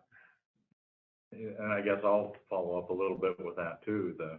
You talk about the coal, there's coal that have been shut down right here in Washington State. You've got there out of, Chehalis, Centralia area, and then another one there in Boardman. And the CETA program that was passed by the Washington State Legislature is putting some, some pretty onerous obligations on the power grid out there, and without a lot of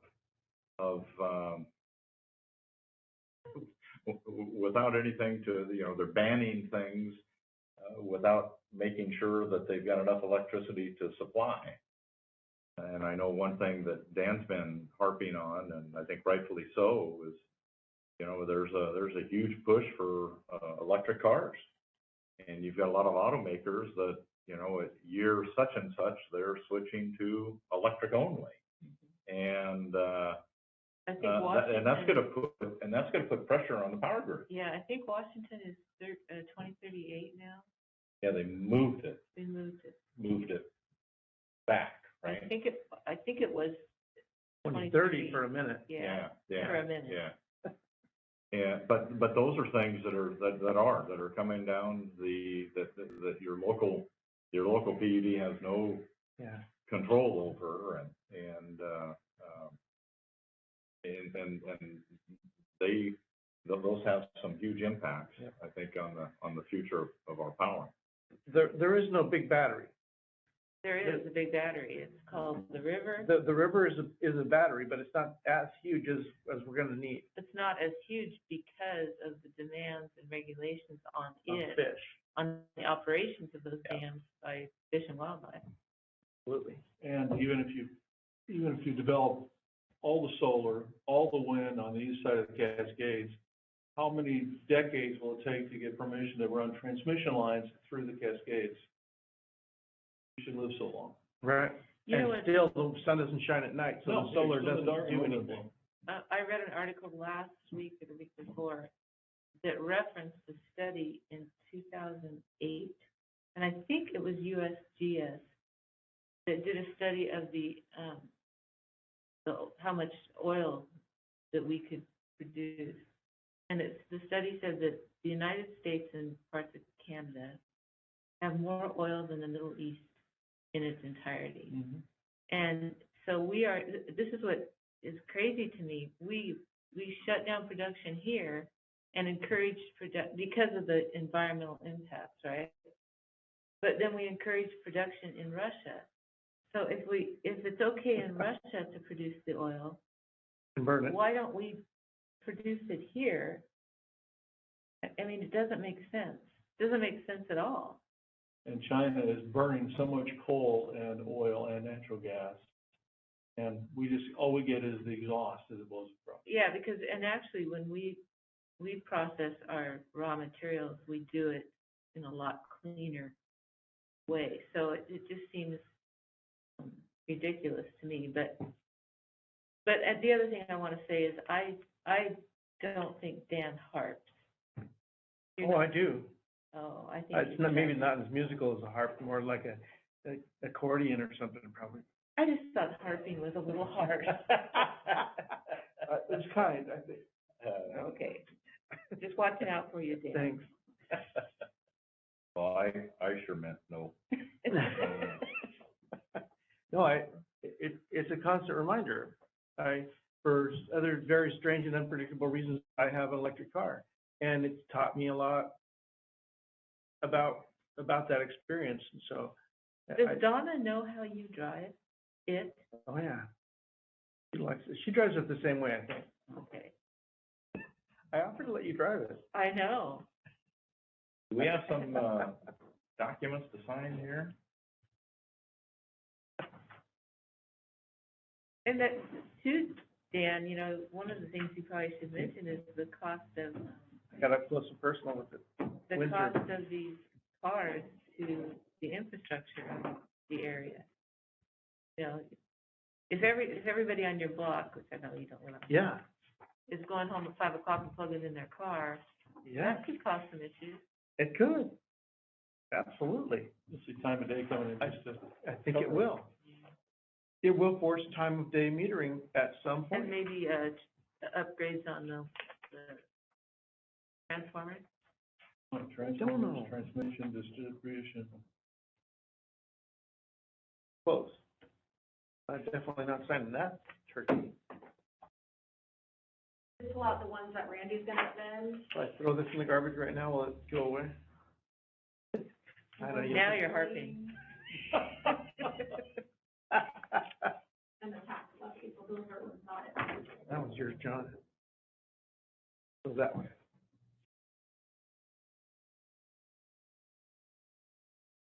Yep. This is delegated to me, okay. You probably have a gold pen to sign that one. I have to just deal with blue, that's all I got. Should have a gold one for that. Maybe it's blue gold. Yeah.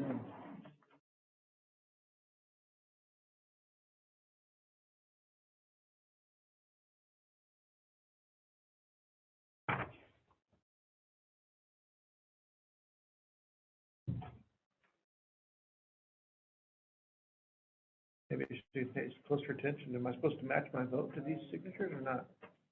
Match your what? I mean, if I voted against something, should I not be signing it? I'm not really paying attention. I've always signed them all. If I'm here present, part of the board, it happened. Well, and I don't But I've think, never thought about that. Very few times that I voted differently. although I don't think that it doesn't have what the, No, right. that's only in the minutes.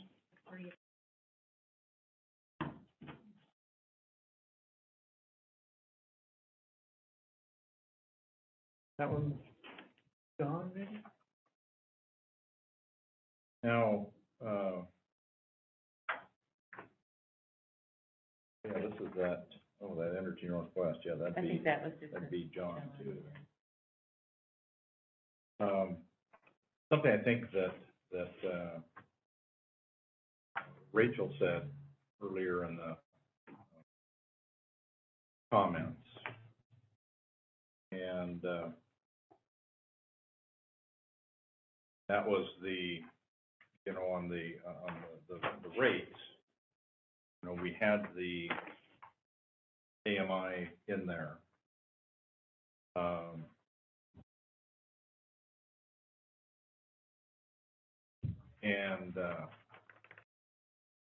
And those rates were, you know, were still going up, and, you know, and I think that's, well, it's obviously correct, because that AMI was in there. I think what we probably need to make sure, and I think we will, Randy, I would imagine FCS should or would end up looking at those, that final analysis, the money savings.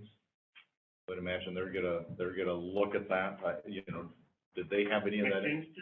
Yes. Did they have any? Yeah, Melanie's working on putting metrics in place.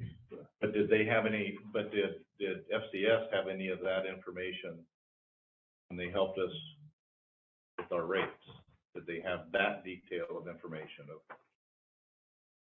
We gave them a conservative figure. Okay. You're talking about the operational savings from the. Okay, so they've got, so they had some of the information, some of the savings information too. We had them look, and if we were to place the meter for that length of time, factored in some operational savings. Okay.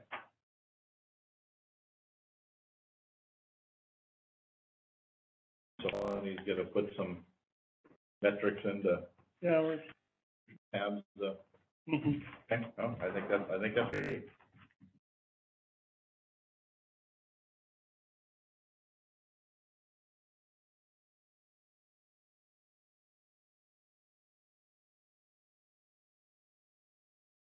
And I just want to thank Kelly for putting the packets together. That had to be a headache. Yeah. Oh, Yeah, it's a big one. novel packet and a half. The biggest one I put together. Almost, finished up the binder.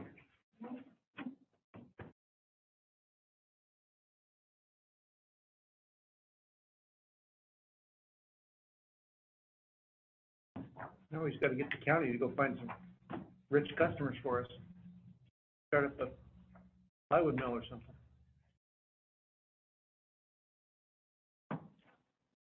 So what do they have going up there at the River Nursery? Is there something? Microgreens, are they still? Does anybody know? I know they're still there. Are they producing with their greenhouses? Yeah, I subscribed to it for a while. Every 2 weeks I get a bag of microgreens. We found we should eat that many. They're talking about going to growing just small lettuce leaves, which that appealed to us more because, well, smoothies in the winter is just. Do it. Put them in almonds. Chop them. Are they doing it the way they thought they would? Are they using their gas fire? No, they're still using the natural, or the propane heaters, at least when I was last out there. Okay. They hadn't, Really? well, when they get Propane's going up. Yeah. through the roof. Well, with the, by the time they make the heat off well, first of all, they should be making electricity when they get the gasification thing going. Why don't Which they then have it get the going? waste heat. What's the holdup? No idea. Have to find out. I mean, if they were able, my outlook on life, if you're able to buy that equipment real cheap somewhere else, it didn't work, why is it gonna work here? I'm cynical. All right, I would entertain a motion to adjourn. Oh, finally. I'd move to adjourn. I have a motion and a second to adjourn. Any further discussion? All those in favor say aye. Aye. Aye. Motion carried. Meeting adjourned. Thank you, everybody, for hanging in there for quite a while with us. Again, thank you very much, and thanks for your input.